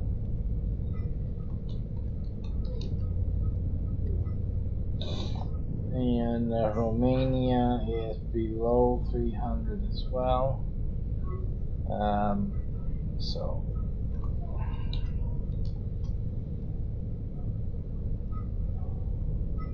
and Latvia as well. So you see that China, the China grouping here with China is supposed to be such a great big power, and it's people living on the lowest strata of financial benefit. You see, so you know you can still see these are realities. You can see what they're doing, right? And yet, but China sold all this money they have for building military and making threats, and this is the thing that Trump is dealing with. People need to understand. Don't think China is all this great economy. Look at what they're doing. The people are poor as heck, right?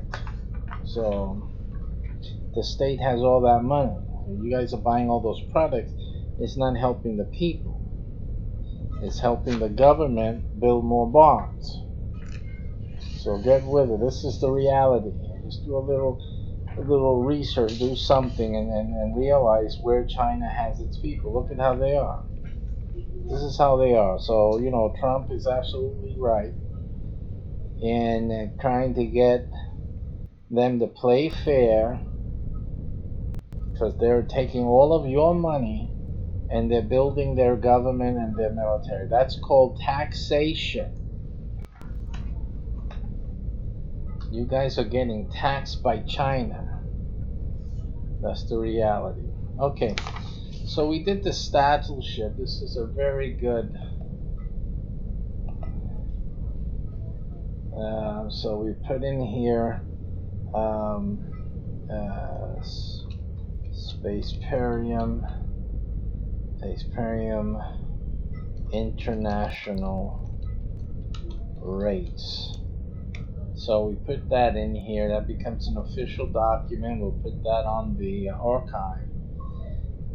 And then having we're gonna have to get that up again because we closed it before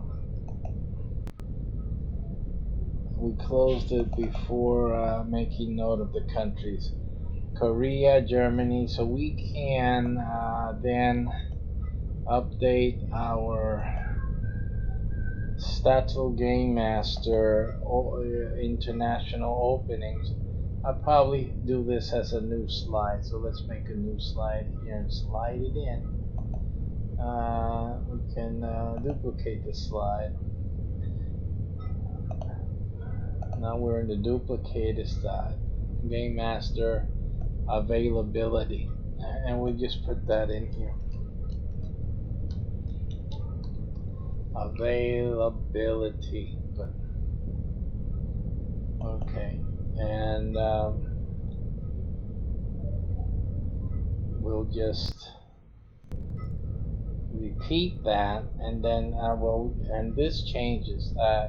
I really can't leave that in here because the money basis for the income in the United States is particular to the United States, so I can't put that in here.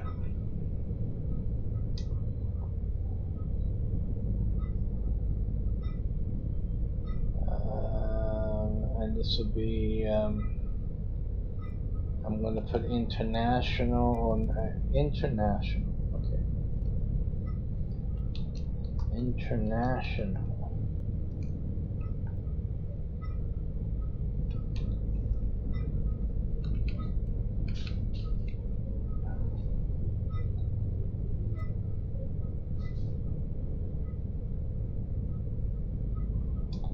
Okay, we'll leave that there.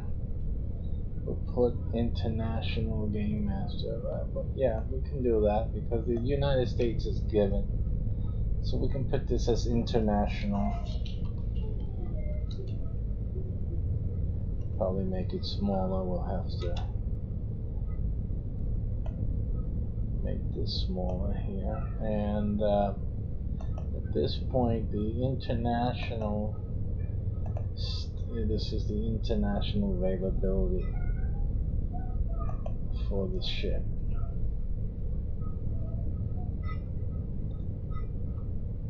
Okay, so let's see if we have another correction to do here. Why is that? See, that's not right. Okay. Oh, I see. The reason for that was this. I see.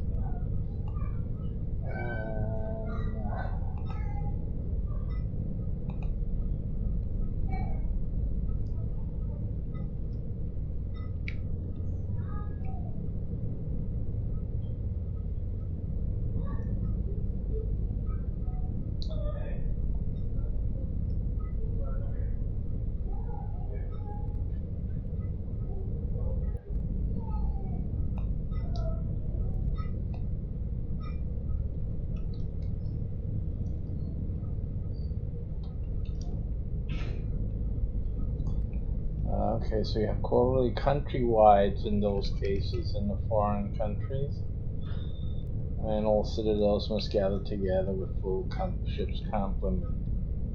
That's how those international style ship commands make their income, at least from that. Statewide still continues. This is countrywide here, so the state.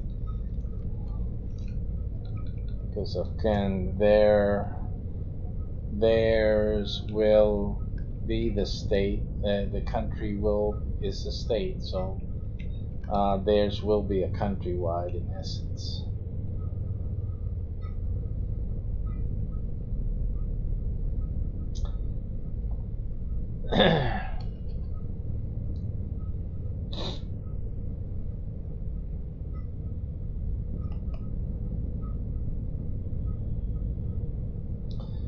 we'll continue with this because these are basic developments that would be good for them to be able to develop. I don't know how easy or hard it would be for them. I understand US. I understand how this is going to be done here. Again, it's just a matter of learning what can and can't be done.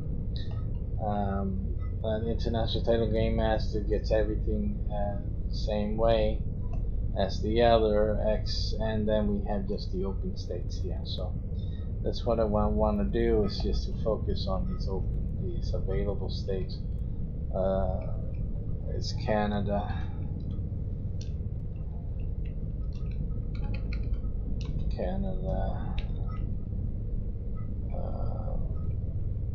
United Kingdom,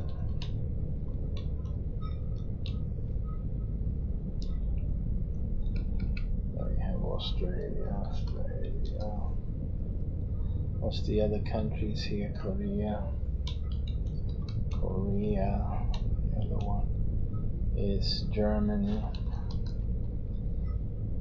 The other is Japan.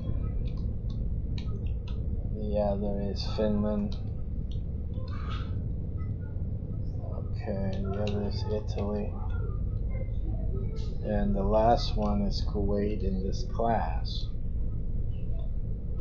Meaning I don't have to do anything else. They can come and sign up like everyone else, the same fee that the U.S. Statute Command Game Masters would pay, same fee there, as we've spoken about, simply because they can afford it. They have these almost similar income, so that's available now.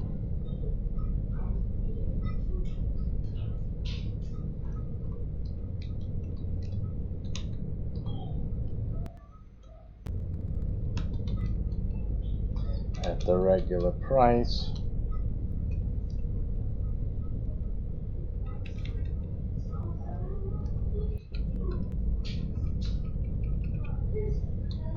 USA price, that's it. Now I'll most probably be setting up a separate landing page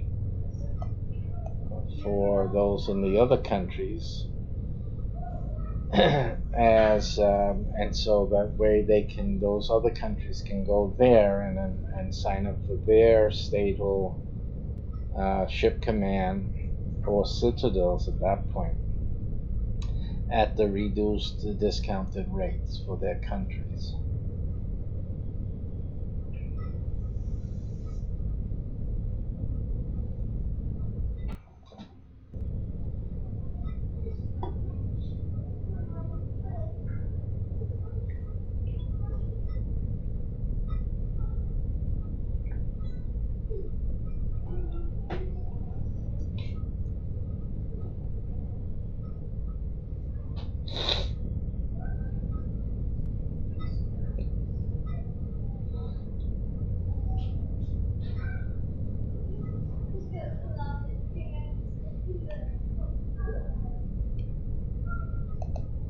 So when we initially roll out, we're already rolling out, but when we really push it out there, we'll be able to have game masters all over the United States, plus in Canada, United Kingdom, Australia, Korea, Germany, Japan, Finland, Italy, and Kuwait.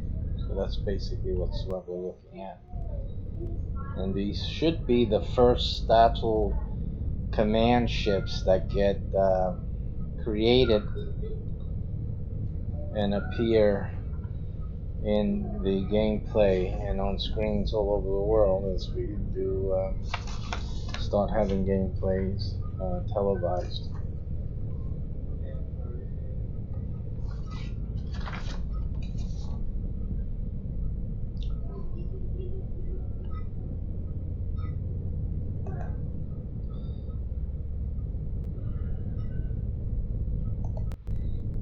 now the Citadel. We have just some corrections here. Citywide event ticket sales. And this is here for in-game,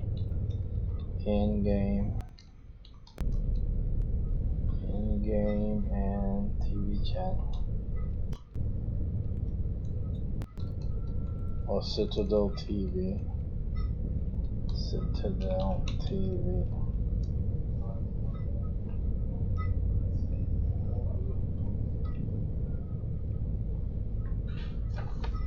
And $10 a monthly for the channel description. You get $10 per month.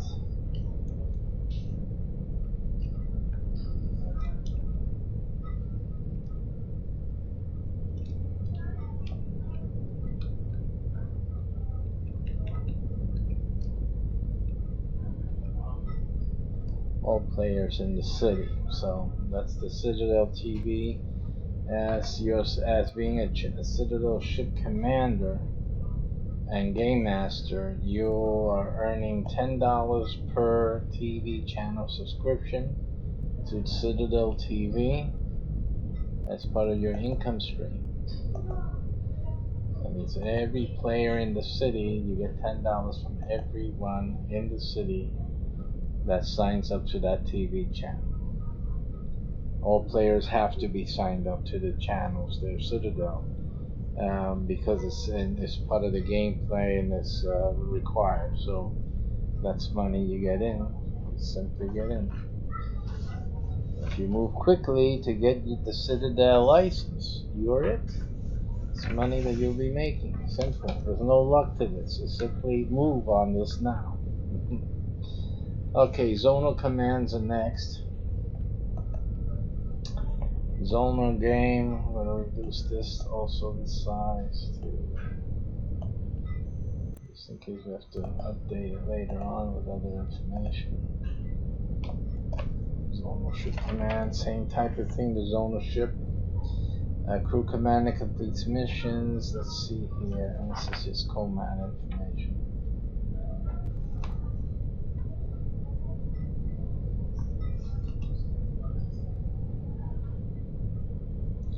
The zonal commissions.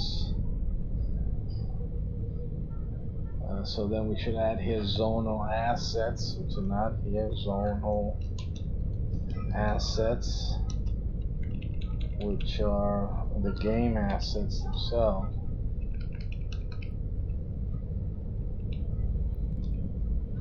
A lot of the game assets are purchased by the game players, so it impacts the zonal command directly.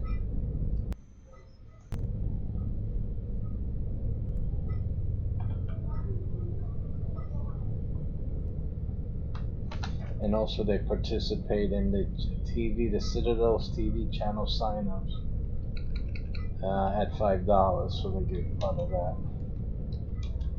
Let's go Citadel TV, and they get $5 per subscriber.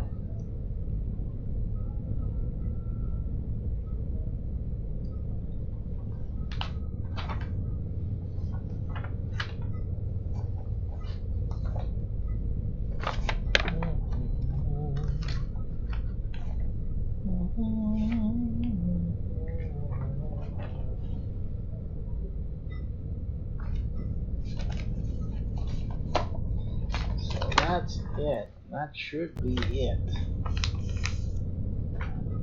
Let me look at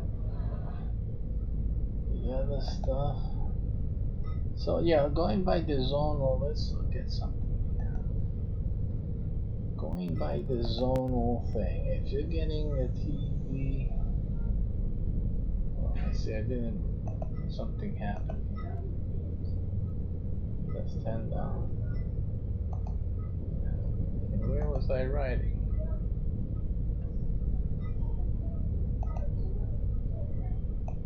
Okay, we're gonna go hunting for what I just did.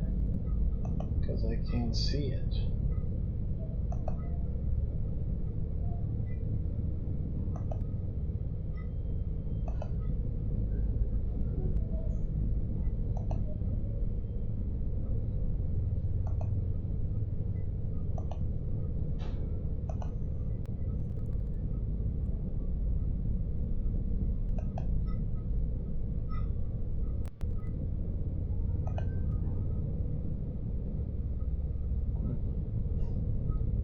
So where was I writing? Because it's not here now.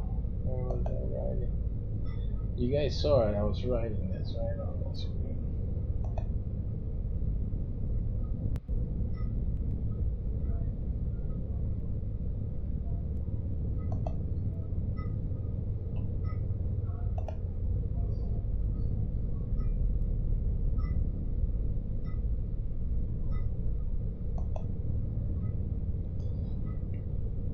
Oh, I wrote it up here. That's fine. I'm looking for it down here. It's not there. Okay, so that's there. Then we have.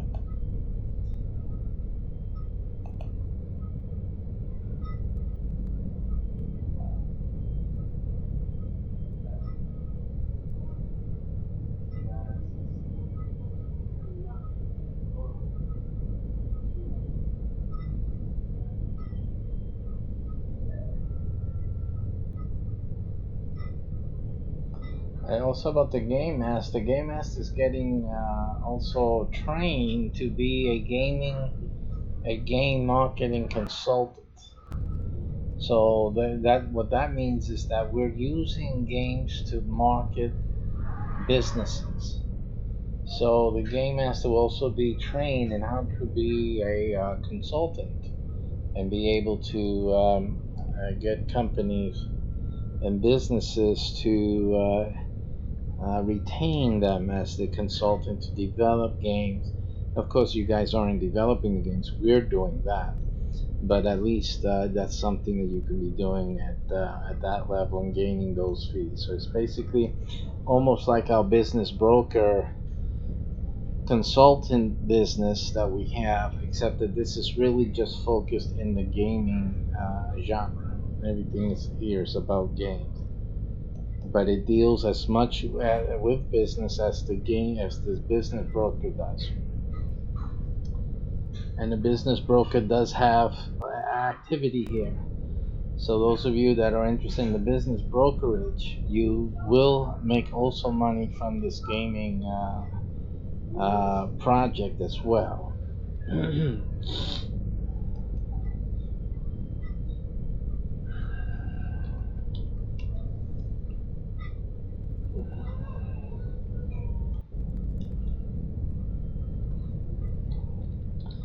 Game and marketing training / support,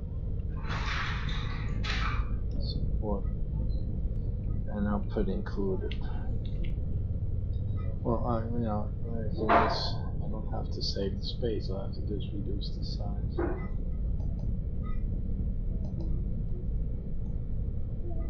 Make that italic. That's that. Okay, and we have the all expense paid Caribbean vacation. What's missing here is the logo.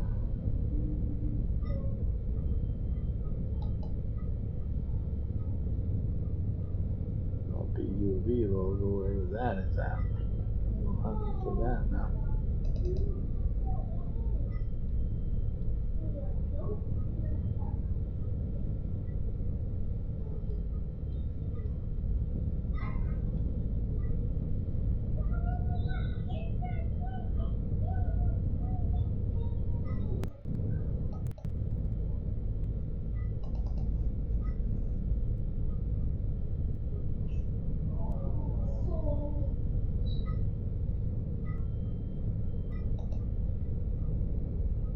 this here. And so, okay, is that something we don't want to do that actually.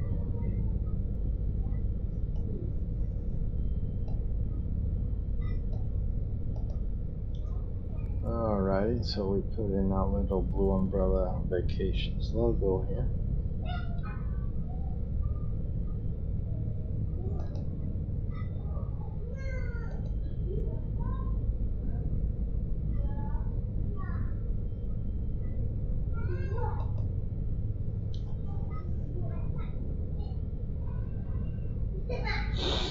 And so this is how to order your game master license from us, and to participate, have become a stable admiral immediately, and be in a position to profit from this game statewide. A one-time payment today at $9.95 with 7 cents. The 7 cents tells us that this is for the game Spaceperium, because we have other business licenses. So when you put the 7 cents on after the $9.95, that lets us know that you're interested in the game, Spaceperiums, and the game master license for your state. Only one available for each state, by the way. Absolutely. So again, this has nothing to do with being lucky. It has to do with acting now, taking action now. Same things for this city, and it's $4.95 with the 7 cents. And the zip code or zonal game master really should be here, zonal. But I'll leave it zip code so you understand what that is for USA purposes. That's only at 95 right now. It may go up, so don't wait around for that. But you need to take action now and add the 7 cents on top of that. Okay, so these are your options today. You will not have any monthly payment for up to 3 months as we prepare the things associated to your license for this. So you have 3 months leeway time. You have training during those 3 months, and you will already begin earning income during those 3 months. So this is basically what is available right now. There's no landing page to go to at this moment. All you have to do is just make the payment at this moment, and everything else will be done through email and communicating with you and in your training sessions. That's it for that. So we've done that. This is considered a finalized thing here. We're going to take another break and see what else we have to do today.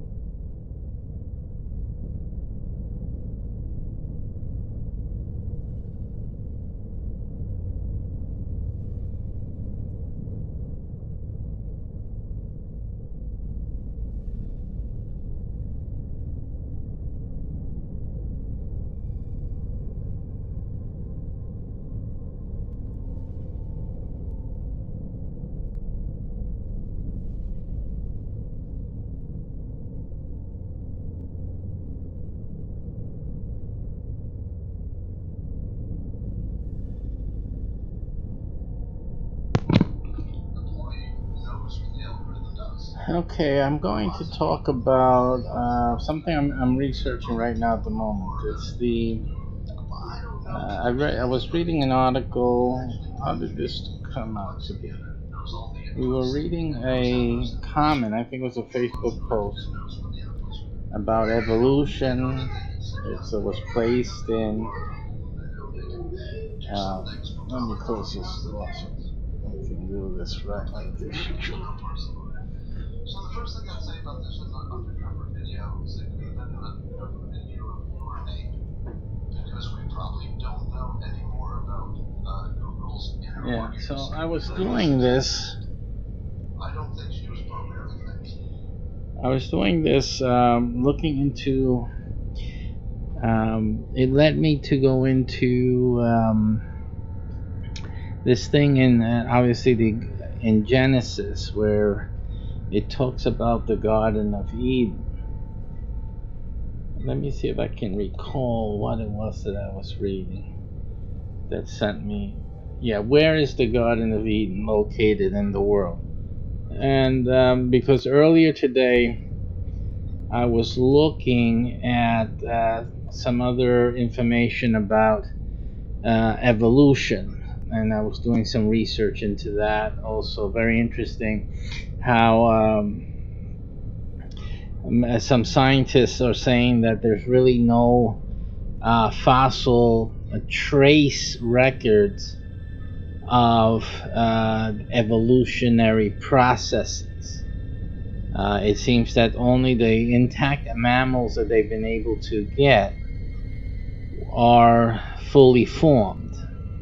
In other words, they indicate what would be the step in the evolution, but it doesn't indicate the evolutionary process at all. It seems to be just snapshots at different times of a mammal. Um, so so I was looking into some of that because, and if you see my teaching on time on the seventh day, we actually talk about something that may be in fact what is happening there in my description of the relationship between time periods, and the things that were created or brought up. Now, brought out of the earth and brought out of the sea, as opposed to them being created or recreated at that point. So, and again, that's between the relationship between Genesis 1:1 and then Genesis 3:3. I'm sorry, Genesis 1:3. Um, and the rest of the recreation account, where you see God doing two things. He either God does two things. He first tells the earth or the sea to bring forth, and then it says that then He creates mammals. He creates animals, and so if He's bringing forth, He's not creating. So we know that He's doing two things. He's bringing forth. Some mammals are being brought forth, while others are being created.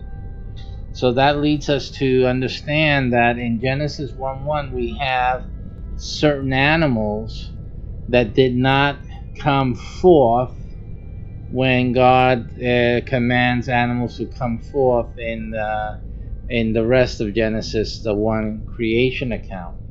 And then we see that God creates then new animals, which would fit the present day animals we have. In other words, where did the present day animals come from? It came from that last recreation of God that you see as the Genesis account, where people assume that everything is happening during, God's creating everything, when He's explicitly saying that some mammals, some animals, He's making it come forth, just like the trees, the herbs, and all that.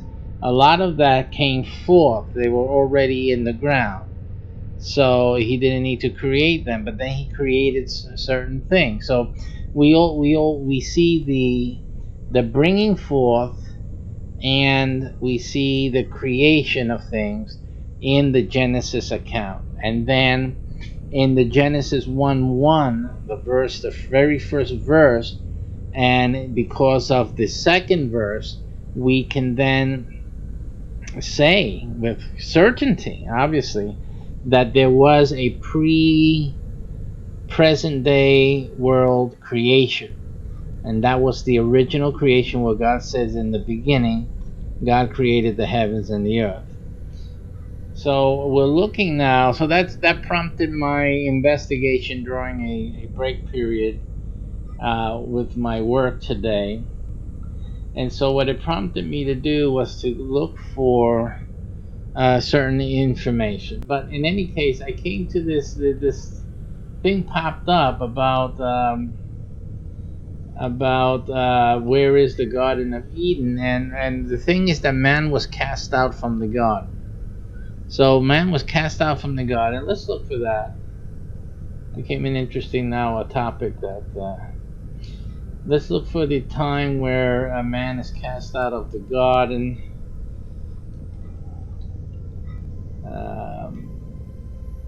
Let's see if it's here.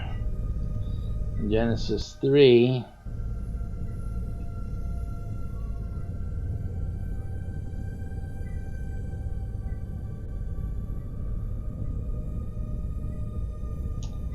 And okay, yeah.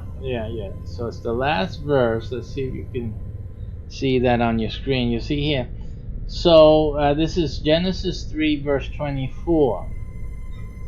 So he drove out man, and he placed at the east of the Garden of Eden cherubim and a flaming sword, which turned every way, to keep the way of the tree of life. So we see that he places at the east of the garden. So a lot of people will say that, because again, you just read and not putting your brains to work, that actually that God placed something at the eastern part of the garden. But you have to remember that when the Bible talks about the east, it's referring to the sun rising. So when something is done, like for the east, it's regarding the sun rising, because the sun rises from the east. So if the sun is rising from the east, what does the sun do? The sun brings light. And what is light? Light is clarity. When the light is here, you can see clearly. So what God is clearly saying is that he placed at the east of the garden where people can see clearly and discover. He placed there cherubim and a flaming sword, which turn every way. So they talk about every way. The sword is turning 360 degrees. Right? It's a way to look at that. To keep the way, to close up the way of the tree of life. So this is saying in a figurative manner that God placed there, when he says the cherubim, the angels are responsible for certain physical laws of nature. We see that later in the Bible, where there are angels controlling the wind upon the earth. And you see that in that the trumpets and seals are broken, all that, and there's a whole bunch of things, that let loose upon the earth. These are in the control of angels. So, and the interesting thing about this is that verse 2 in Genesis indicates that something happened in the universe, that God created the heavens and the earth, that destroyed what God created, basically, in verse 1 of Genesis. Genesis 1 1. Then you have Genesis 1 2, which is everything's out of order, everything's in chaos. The Spirit of God moves over or hovers over the waters. And then later in that same chapter, then God begins to separate the waters, and now there's land now. Under that water was land, and that was called earth. So you see how God starts putting everything together, back together again.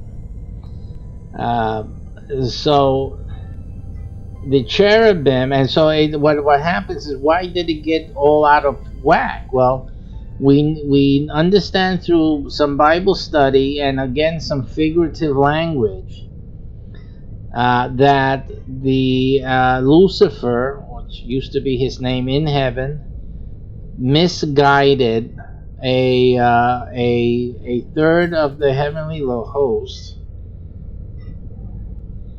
and they followed him,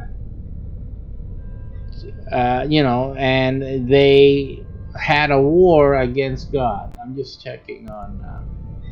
Let me give you some reference that you can see that Lucifer deceives the angels, so that you can see a little research here that you can see.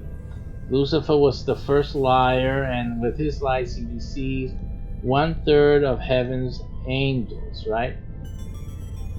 So he was, and he said, and they say it was a lie, but it's not as much as a lie. It was part of it, but really the angels saw his ability, or a characteristic that really should have only pertained to God, except for the fact that God gave it when he made Lucifer. He gave him this quality, which is the light bearer. His name is light bearer, and God is light. So when the angels saw that, Lucifer gave off light bearer, that means he was able to give off light. It was not a reflection, but actually giving off light. Then they saw him as a possible contender for the throne of God. I mean, because God, all they could see, the angels see what God's saving sees are, and the main one is he's light. He's light. That's what they see, and they look at him like looking at a big ball of light. Like you look at the sun, it's bright sunny sky. You see the sun. Oh, that's the sun. Well, when they saw Lucifer, when they saw God, they saw this light. And when then they looked at Lucifer and they say, he's a light too. He's also a light. And then Lucifer says, hey, let's come on. We can do something better than the other guy. So let's do that. Join me. Let's go. So that's what happened. They said, well, he gives off light. He can be God, So they followed him. That's how he gained 1/3 of heaven, of the angels in heaven, to follow him. So, but what we're saying, the reasoning is here is this, that if these angels had certain responsibilities in the creation that God made in Genesis 1:1, then these angels in their fight, even if they didn't have the responsibilities, they simply have power. Just simply by going by, if they have the power, the ability to do something, then we can see that a war against God, his 2/3 of the angels, and against Lucifer and his 1/3 of the angels, could have easily involved the physical things that God created. I mean, if you were fighting against God, and what would you want to use against him? So one of the things would be to use his beloved toy, his created universe, a model. Wouldn't you do that? You're upset and you're jealous and all that. Wouldn't you destroy I mean, children do that, right? They're jealous at their brother or sister, and they will go and destroy their toys just to get at them, just to bother them, right? to hurt them, if you will. So if God created, in the beginning, God created the heaven and the earth, then if the devil is fighting against God, Lucifer now, what would he do? He would take a creation of God, his latest thing, his pride and joy, and he would destroy it. He'd tell the angels, go, throw everything and the kitchen sink at God. And that's basically what he did. It's not too hard to comprehend the real possibility of that happening. You say, that wouldn't have happened for me. No, it would, because that's something we would do. And because we're in sin, we also followed the devil to sin against God.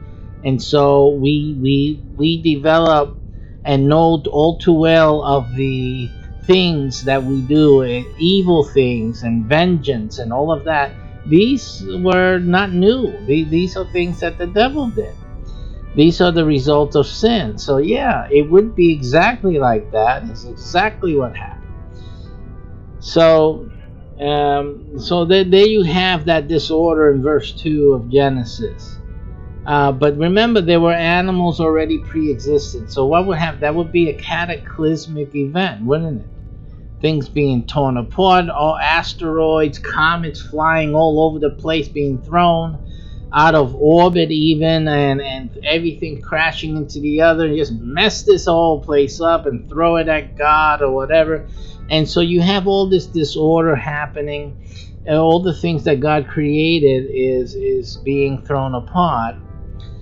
And then yet we see one thing that God does, and turn with me if you like to Genesis chapter 1, and we'll see that there's one thing that God protected.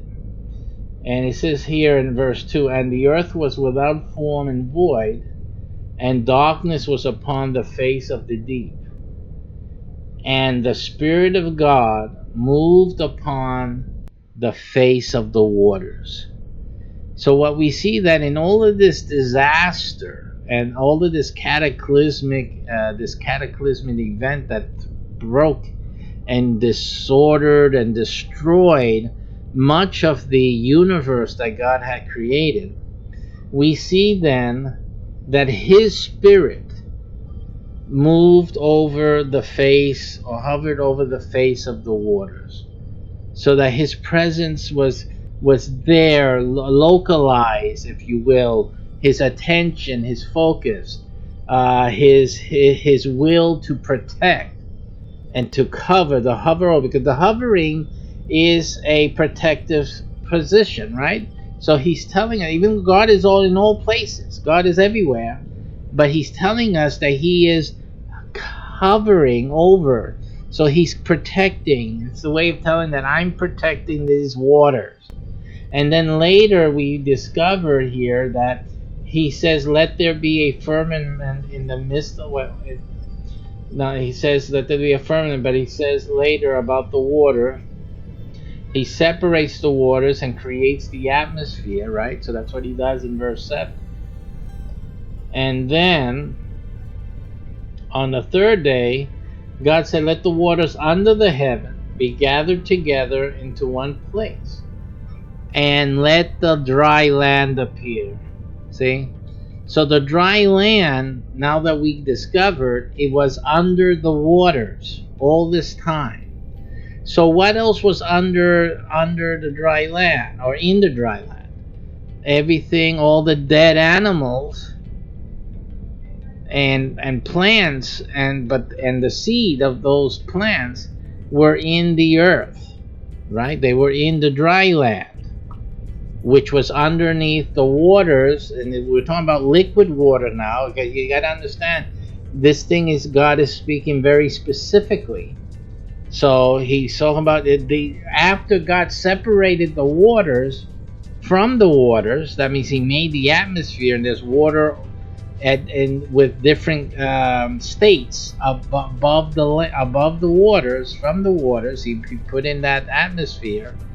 Then still the dry land was underwater. Still, there's so much water. So then he divides that water from the dry land. Where does he put that water? It has to be beneath the dry land. He said, let the dry land appear. So God would have had to put that water underneath the earth's, mantle. Underneath would have had to let it go in and let the earth, drink up that extra water so that the dry land would then appear. And so that's what he did, or a mixture of that and some volcanic action to make the continental tables pop up more higher. And between the two things, the absorbing of the water into the earth itself and the propping up of the tectonic table and the continental tables to prop up the land so that it would be then above the water. And there's great indication that the level of the land over the water was greater than it is today. In other words, that where you find the oceans today was not where it was at this point. It was lesser. It was lower than it is now. There's more water now than there was when he finished here in verse 9. In verse 9, you had more land visible than there is today. That's what I'm trying to say. Okay, so what that means then is that obviously that's the picture that's being painted. So again, so we see that arrangement by God, how he's bringing that into play. Now, so that's in verse 1, and then you see, like I said the other days in the Bible teaching itself, we see that he says, and the earth brought forth, and God said, let the earth bring forth grass. It was already there from Genesis 1:1. Let it bring forth grass. And so it says, and the earth brought forth grass, and that was the way he did the seed type of things. Let me see something else. The fruit tree yielding fruit after its kind. So that's what was brought forth from the land. Okay, and then later on we see that he says, let the waters, here in verse 12, let the waters bring forth abundantly the moving creature. So let the waters bring it forth, you see. And God created. Then we see that even though he is creating, even though he's telling the waters to bring forth, we see that he still creates things as well. So it's bringing forth. So some creatures existed before in the Genesis 1:1. They existed before, and there can be a case given that they were existing even through verse 2 in underwater caves in the earth below, below, even below the land, which was under the waters, right? There could be creatures that survived that catastrophe, and that could be another reason that the Spirit of God hovered over the waters. He's protecting what he wanted. He didn't want all of the animals protected. He didn't need to do that with his plan, whatever his plan was. But he wanted some things to survive, obviously, because he protected it. He could have recreated water. It was an issue of he couldn't create the water, so he had to protect the water. Maybe it was something that was living, because God is life too. His Spirit gives us life. Maybe there was some life that the Spirit of God was hovering over to protect, that God fully intended to carry this through this time and to have it repopulate the earth, and for him to then add and new creations according to his plan of how he wanted the earth to be. Obviously, the earth is dominated today and since God's creation here, recreation from Genesis 1:3 onward, is the dominant life organism here is man. But it wasn't so before, clearly. So before, whatever dominant life forms there were, those were not God's plan to bring back. And then there was some of them that God did bring back, although they weren't dominant species. They weren't those that would dominate the earth.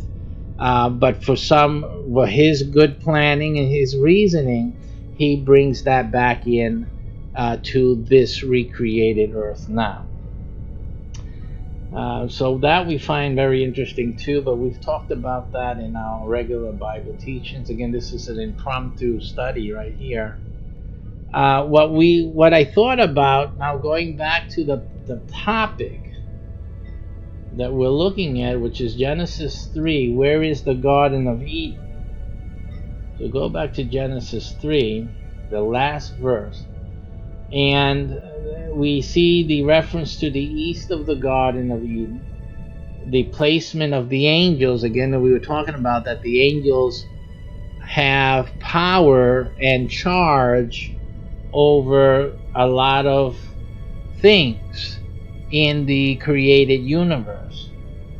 And so again, the reason that Lucifer and his angels tried to destroy every single thing, God didn't let him do that, but they did great damage. But again, it's like the devil getting all this thing done, but actually within the plan of God. Still, God did not allow him to destroy. That's why I keep saying a lot of people have doubt about the Bible. They have doubt about church and God, because look at all that happened. Listen, if you look at verse 2, look at all that can happen. That's what you got to learn. If there's one thing you have to learn, let me get I don't know if the chat is on this. Is it? Yeah, just in case somebody wants to chat in here and say something. I have the chat open here on the other screen. But it goes to show you that, this answers the question, how many things can go on and God not show himself or God not save the day? And you can see here that it's actually an absolute truth that, God's purpose isn't to save your day. God's purpose is that his will be done. That is God's purpose, that his will be done. Not that your day is saved. Okay. So a lot of people, we tend to look at, it happens when there's a hurricane or a tornado. And, there's a hurricane heading for Florida. We're in Florida. So I see a lot of Christians say, oh, pray to God that hurricane don't hit us in Florida. Pray to God that it misses us. And then I'm looking and hitting whom? I'm saying, why are these Christians praying that God missed them, but the hurricane's going to hit somebody? Who are you wanting the hurricane to hit? If it's not you, somebody's going to get hit. Who? Sometimes we think selfishly, and we're looking at things from our perspective, and it's just always wrong. When it comes to God, it's totally, totally wrong. God does according to his will. That's why when we pray, we should be asking God that his will be done. Does that sound familiar to you? There's a reason for that. Let God's will be done. His will. When our time comes, our time comes. We have to pass from this world. We either pass it naturally or we pass it through a death by natural causes, so to speak, or we die by some accident in the street. Many have died in war, etc., etc. Many die in their sleep. You just don't know the hour or the manner when death will come to us. So again, why are we not letting God be God, and letting Him decide exactly what's going to happen when, and why don't we just accept the fact that that Genesis 1:2, God allowed that to happen, the total catastrophe, total mess, and only that He wanted to survive would have survived in the earth and did, which was the grass. I'm sure some of the animals that came out from the sea, they were preserved, as well as other things. You see the same thing again happen in Noah. Noah did not bring any fish into the ark because, again, the Noah's ark, the punishment was on the mammals. The punishment was upon the earth and people. And even there was a whole bunch of animals. Not all the animals came through on the ark. Only a representative number. The rest died. Just simple as that. That's the way the ball rolls. That's it. And it's uncomfortable for many to think about God just letting y'all die, and you're saving Noah and his family. But that's what happened. That's what happened there. And what's the reasoning to that? It's Adam. Adam already sinned, and God told him, the day you sin, you shall die. So again, that means that there's no consideration of life, and no one should be thinking of anything else but the fact that Adam killed us all. By doing what he did, he killed us all. We don't have a right to life. We only have God's grace with life, and whatever life we have, we are in His grace, truly. So you don't have a right to life. You have a right to His grace, which He has granted. But then, when our time comes, our time comes. That's it. And as we're studying through the law these past few Sundays, of which this coming Sunday is the last one for this period, and before my summer break, you see that His law reflects the facts. This is the fact. Just simple as that. And I'm not going to repeat those teachings. You can see my Sunday teachings, and for the information about the time thing, look for my Sabbath time, the seventh day. What is the seventh day? Which is that immediately before the teaching on the this past Sunday. I forget what the name of it was, but in any case, it's the last one there. Okay, so this is what was fascinating to me. The east of the garden, he put cherubims, can only mean that we cannot find the Garden of Eden. A lot of people assume that the Garden of Eden is no longer on the earth, and they say that because they simply can't find it. So then they say, well, it can't be on the earth. That's not what the Bible teaches, though. The Bible doesn't say it's not on the earth. The Bible says exactly what is happening. What is happening? That you can't find it. No matter how hard you look, the cherubims on the east side, which is the side meaning the discovery of the garden, the way the light of the sun will come to reveal its location, the cherubim are there. They are never going to allow the garden to be discovered. So it is in a state of total protection from the cherubim, and it will not be discoverable. It cannot be discovered, period. That's done deal. So it's not that the Garden of Eden isn't where God had it. It is that no matter how hard you look for it, you will not find it. You'll be walking right in it, through it, and you will not even know it was there. Now, that's what I just said.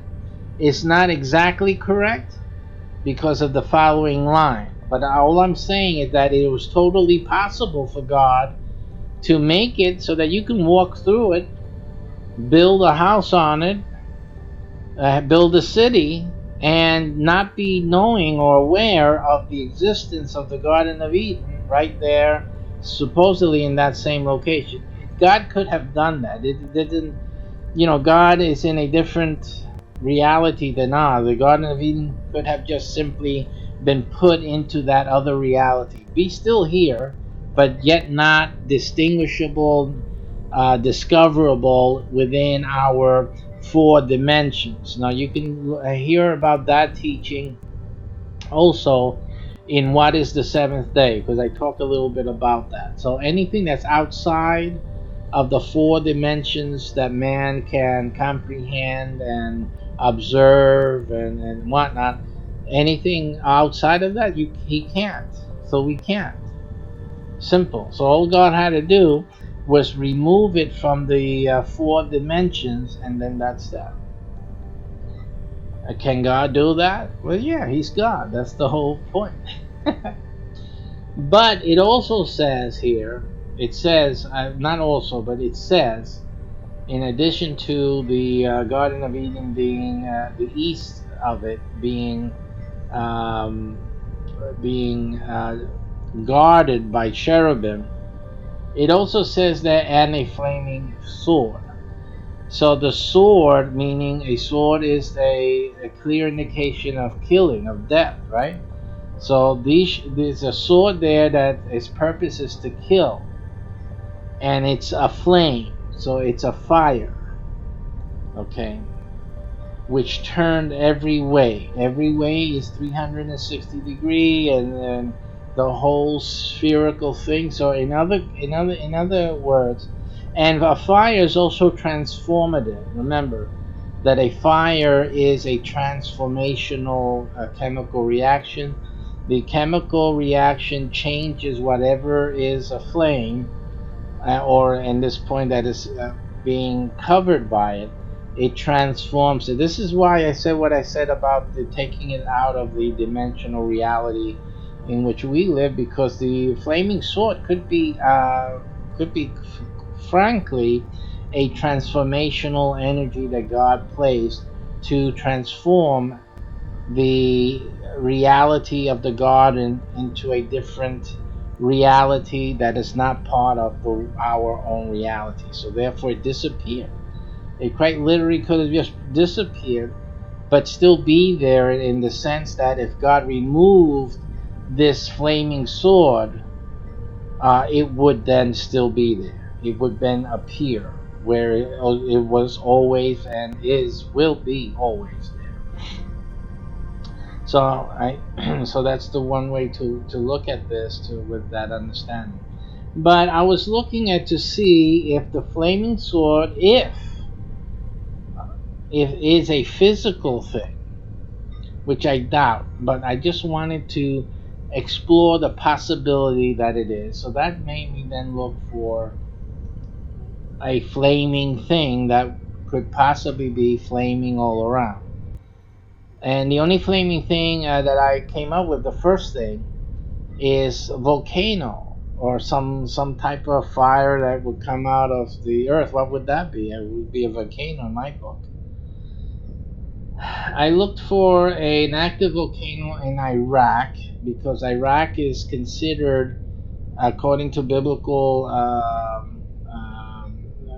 references to the Euphrates, etc., of the location of the garden, it would then be around Iraq or in it. And so then I went and did a search, as you saw, for an active volcano in Iraq, and we have uh, these volcano here. This one in particular, the Nabro volcano, which I already searched here, and this is the way it looks here from a photo, a NASA photo. And you can see the crater down here. You see that throughout the times it has had different craters, and over the times of volcanic eruption and explosions, etc., it has extended outward. You can see here that this used to be at one time an edge, a crater where the volcano used to have this as an edge of it. And you see how far it's been removed, pushed away, it's been blown up, and you have this outer edge here, which obviously at the very beginning of it would have been its original, an original volcano right here. It must have been, you could look at this as being very massive, actually. And then that blew off, and then you have the subsequent smaller volcanoes that have been built up and then blown at different stages. Is my interpretation of what we're looking at here. You have another crater here, the central one here again, and you have others out here, outlying over here. So this area seems to be very hot underneath with volcanic action. What I was looking for is either a ring or something to indicate how the volcano, or a ring, if it said the fire flaming sword goes in every direction. I was trying to look for evidence of a circular pattern that could be distinguishable, and I'm just looking for that in that area. And so it's going to need more than what we have here. What we're able to glean from this, I'm sure. But in any case, it is something that I was looking for. Because that could show the known volcanoes. I don't know if it shows older volcanoes, inactive volcanoes. So that's the type of thing I still have to look for.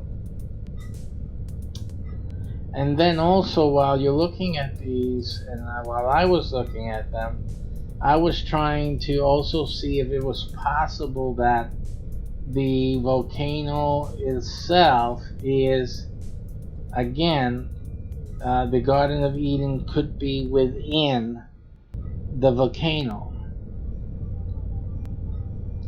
That it could have been submerged by the flaming sword in every direction, and therefore could exist beneath and inside the volcano, wherever the lava would be. Like here, you see this magma chamber here. I was just toying with the idea that the Garden of Eden could be at the bottom of a magma chamber beneath a volcano. I mean, who's going to go down there? That's the issue. Who is going to go down there? And so, again, this is not my primary theory. This is only if the flaming sword refers to a volcanic reality. What is the potential, the possibility that the Garden of Eden is beneath the volcano? And on top of that, though still undiscoverable, I mean, I fully believe that if you go down into the volcano, through the lava, we developed that technology, the cherubim would still not allow you to see anything. You wouldn't see anything. Okay? That's when the cherubim are placed at the east of the garden. That is what it's referring to. You can get into the garden anyway, right? But why the east? Because the east is where the sun comes up, the light. Then you can see everything in the earth, and obviously, if the cherubim are there, they're guarding the visibility of the Garden of Eden. So that I'm pretty sure, regardless, if indeed the Garden of Eden is inside a volcano, and inside that volcano in particular in Iraq, even if we could send down or do some scanning or whatever, even if that was something, a possibility, we still wouldn't see the Garden of Eden. And let alone go back into it. That is not happening under no circumstance. So, and I know this sounds fantastic, but remember, yeah, it sounds fantastic because nothing else on the planet and nothing else in the universe for that matter would be below a volcano. The only thing that would be below a volcano is magma and rocks, right? The Earth's crust. So, yeah, so if you're looking at science, is this scientifically possible? Of course not, because everything in science and every example you have, this is not what is possible. It's just simply not possible. But what God did here was something specific. And if God is God, then he can do something specific. Therefore, it's outside of science, right? It would be. And therefore, science cannot believe it or adopt it or be able to observe it because they don't even know what to look for. The cherubim would not allow any visibility so that science can be had. So there will be no comprehension of possible that anything could exist in the magma dome of a volcano below the whole thing. Who would believe it? But you do realize that a volcano could be, if there was no lava there and it was open, the lava flow chambers were opened, clear of rock, of any lava flow, so that all you had were the veins, right, as you see here. Then could something be at the bottom? Could there be something there? Could a Garden of Eden exist underneath all of this at the bottom? Given that it has the ability for life, or even if, right, given that, then the answer would be yes. So a garden or anything could exist, even life, at the and in an empty volcano. That's empty. That's totally empty. And given a presence of life, of light or not, we know that inside caves, life does exist. It doesn't use light, so they've evolved to be blind because there's no light to be had. So in this case, would that be possible? And I say yes. It would be, according to the things I teach about Adam and the perfect state. You say, well, how can these plants survive without the light and all that? Remember that the reason God did this. Let me show you this. This is cute. It's cute. I call things like this cute, but it actually tells you why He did it, and it makes sense. So He says, yeah.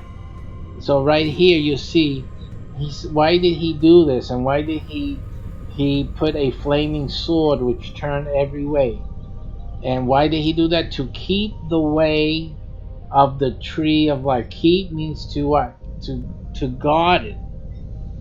See, and pay attention to this, everyone, Sabbath keepers. Keep, law, keep. He kept the way of the tree of life. See, so there's a tree in the Garden of Eden that is the tree of life. That tree gives life. So if you're saying, how can a garden be growing underneath a volcano, even if it was not active? There's no light there. Duh, Pastor Rosado. Well, duh you. Are you in Florida, by the way? But anyway, duh you, because there's a tree of life. So the garden can persist eternally just because that tree of life. The tree of life is not going to die, is it? Or how could it be a tree of life? This is a tree that has life, okay, and gives life to anything that's around it, apparently, and anything that, of course, eats of its fruit would be alive eternally. This is the tree of life, or at least while they're eating this fruit. And who knows what other benefits the tree of life gives in the garden. We don't know that. We don't know what if God put the tree of life there, and that is what actually maintains life in the Garden of Eden. Normally, from day one. And again, God knowing what would happen, all of this would be put away and guarded. The tree of life would maintain everything in the Garden of Eden. It's like a dynamo, like a generator with no need for any fuel. It's an eternal generator of life, which is basically what the tree of life is. So it makes sense in that given that there is that the Garden of Eden is still today. It could exist anywhere in space because the tree of life is there, and the tree of life would give life and sustain everything that's in it. Outside of God doing it, not needing God to do it, this could do it by itself. So, so that's interesting. So, it's still it's if we're going to look for the the Garden of Eden on the planet, this is going on to something else, then it's quite possible that the Garden of Eden is physically, in many ways, still on the planet, but inside a volcano, or at least near it. Interesting also that the Bible says about the garden in this part, the east. Let's see that again, just to get that reading right. It says, God placed at the east of the garden. So at least, and why was that? Because he's trying to prevent man from going back in, right? So there is an entrance. So it was an entrance. It was an entrance to the garden. So is it possible that it is a volcano, that the entrance is or has become a volcano? And so the cherubim are there now. They've created this volcano, and this flaming sword is there in a physical sense. And the Garden of Eden is now underground there, within the lava, below the lava, whatever. Not even if you could get in there, you couldn't see it anyhow because it's in a transformed dimension, in a different state, but it is there still. And the things of the garden would still be alive without the sun, without the need for the sun to light it, simply because the tree of life would be there, or is there, and it would maintain the life of everything in the garden. And it's probably what was the fact beforehand. Why would God put in a tree of life? If he knew, this is the thing, he knew man was going to sin, so man would not be eating of that tree of life. Why did God put the tree of life in the garden? See? My contention is because that is what's keeping it alive still today. Okay, so here we see the caldera in Iraq. And again, I don't know if this is the only volcano. At least they had two or three there that we saw, right? Anyway, around in this area, there's some other vents out here. But you can see how far the lava stream goes out and travels out here. In either case, I don't think anyone's going anytime soon down into this volcano, right? So that's where my thinking goes. If we're looking at the origin or the location of the Garden of Eden, this is what it would be, and for all the reasons I stated, why it, biblically speaking or religiously speaking, whichever way you want to take it, why it would still be viable like that. Then I have another theory, which involves a different continent altogether. Now I know that biblically it gives us, it tells us about the location, Euphrates, and all of this, and I know that today we can find these rivers. Let me try to find that as a map so you can see that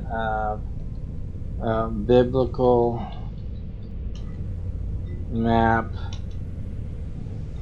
of Eden. Let me see what that produces as images. We want to get the images.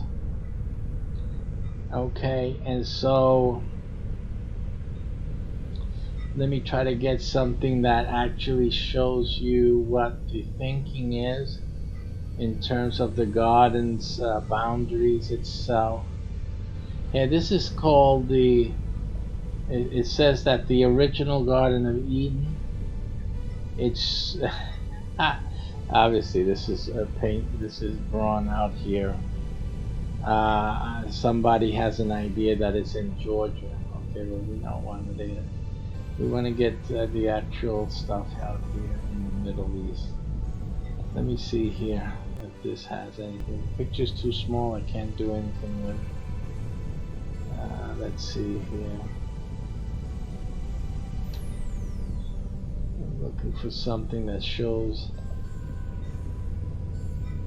This shows Eden here. It doesn't show it in relation to the other stuff to give us more of an idea. Himalayan mountains around here. Let me try another type of map here.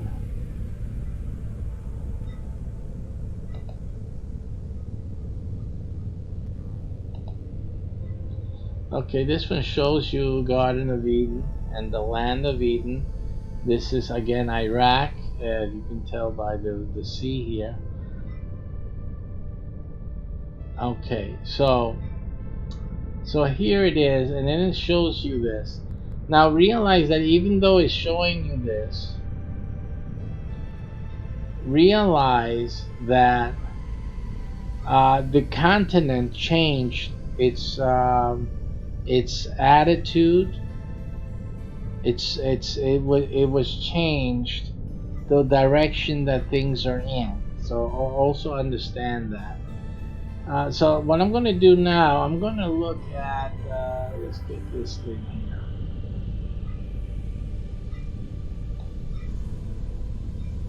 What we're going to look for here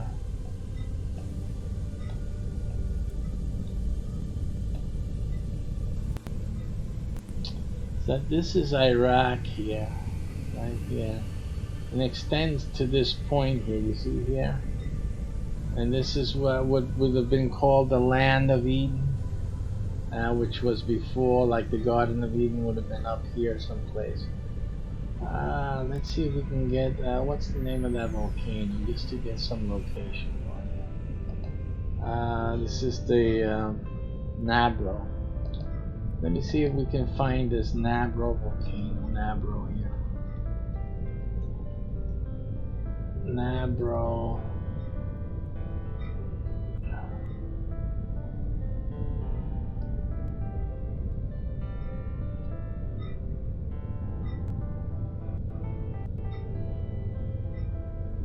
That's Nabro here. And just to see where that is. Well, that's on this side here, so that is not in Iraq, which is what the presumption is over here, or the Garden of Eden.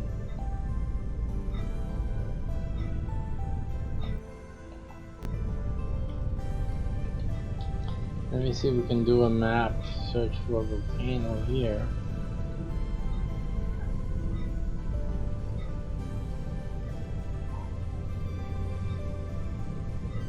Because we're not going to get much. out of here. I don't know why it says there's a volcano there. Okay. Alright, so in either case, again, this is just areas that we're gonna have to do some more research in. But this is Iraq, so this is Iraq here, in this area. And I just want to look at another theory.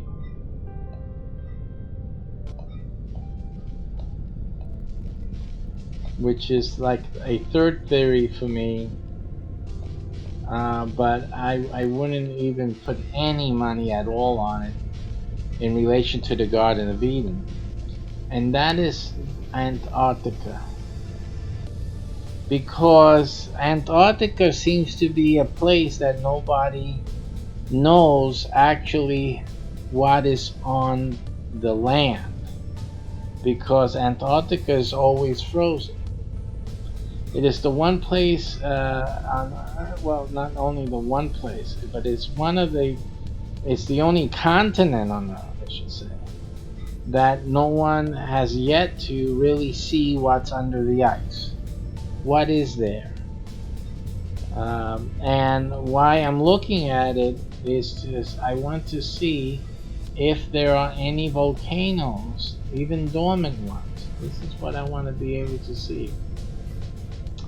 Are there any volcanoes there? So I know there are mountain ridges.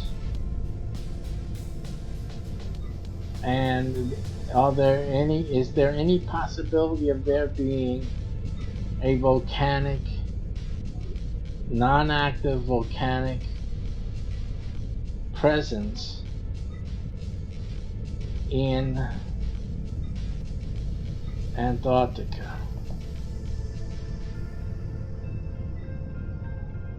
So that is basically what I'm looking for.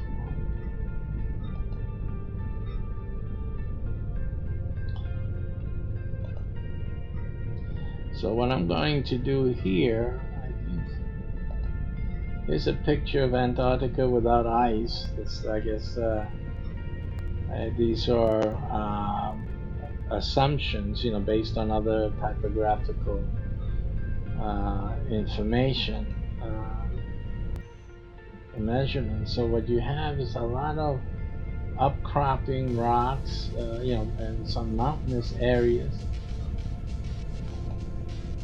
You can see the difference with the ice covering that you really can't see the detail.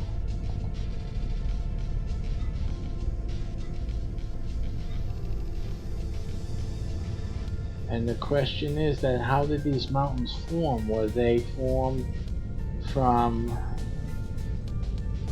plate tectonics or some volcanic activity at one point or another?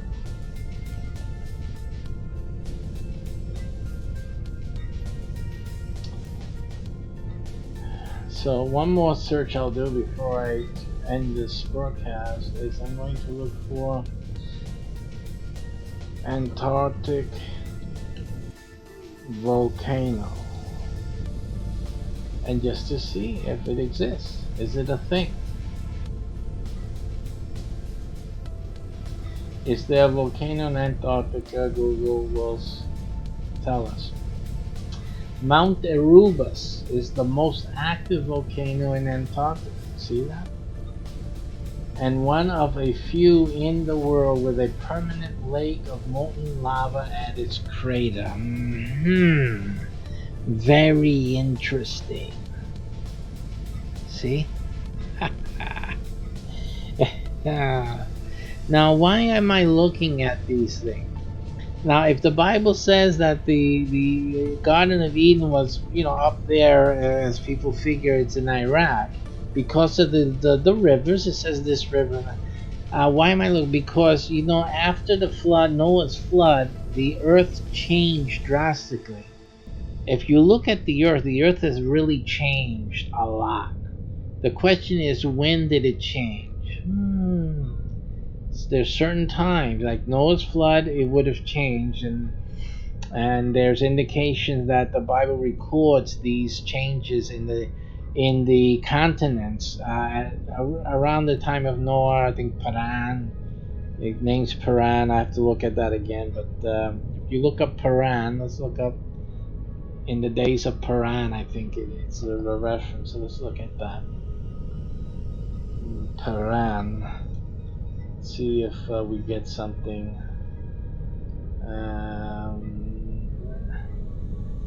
It's actually a place, but I believe that in the days of Paran, and then it's probably not. I'm most certainly probably making a mistake in the name, but it says in the days of a person that the earth moved. It says that the earth moved, so that's what I'm looking for.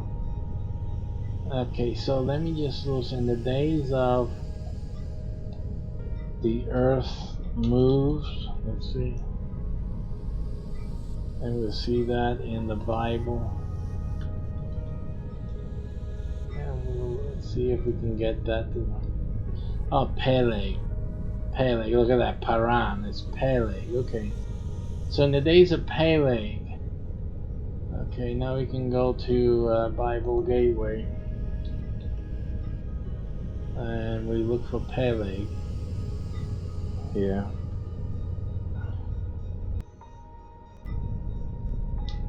And so we see, yeah, it says here the name of one was Peleg, for in his days was the earth divided.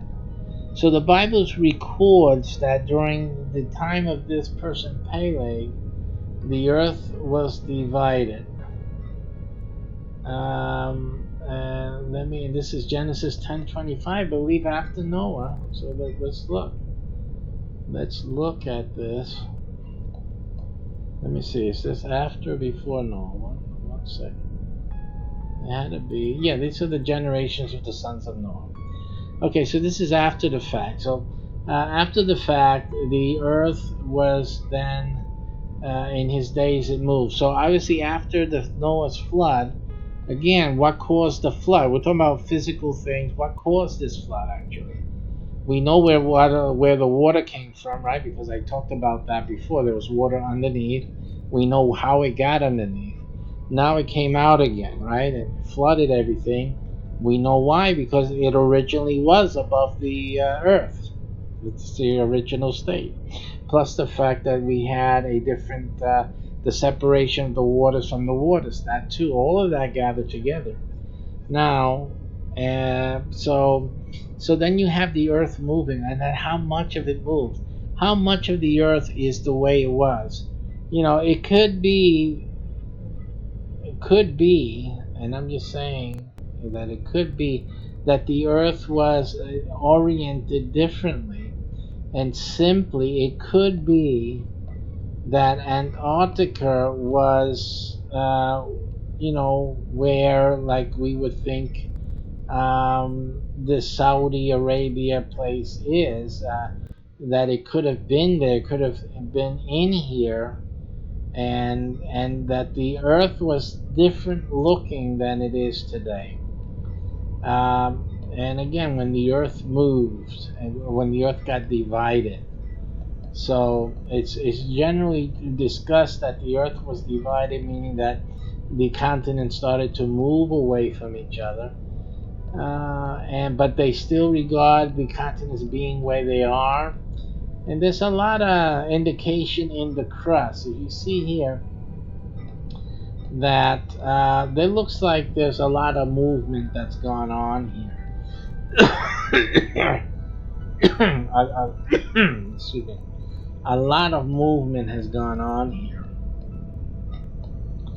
which is quite possible that could have occurred. There's a lot of movement here, as you see. Even at the top here, this is a lot of things going on here. This is not. You can see that there used to be. It looks like it's torn apart, doesn't it?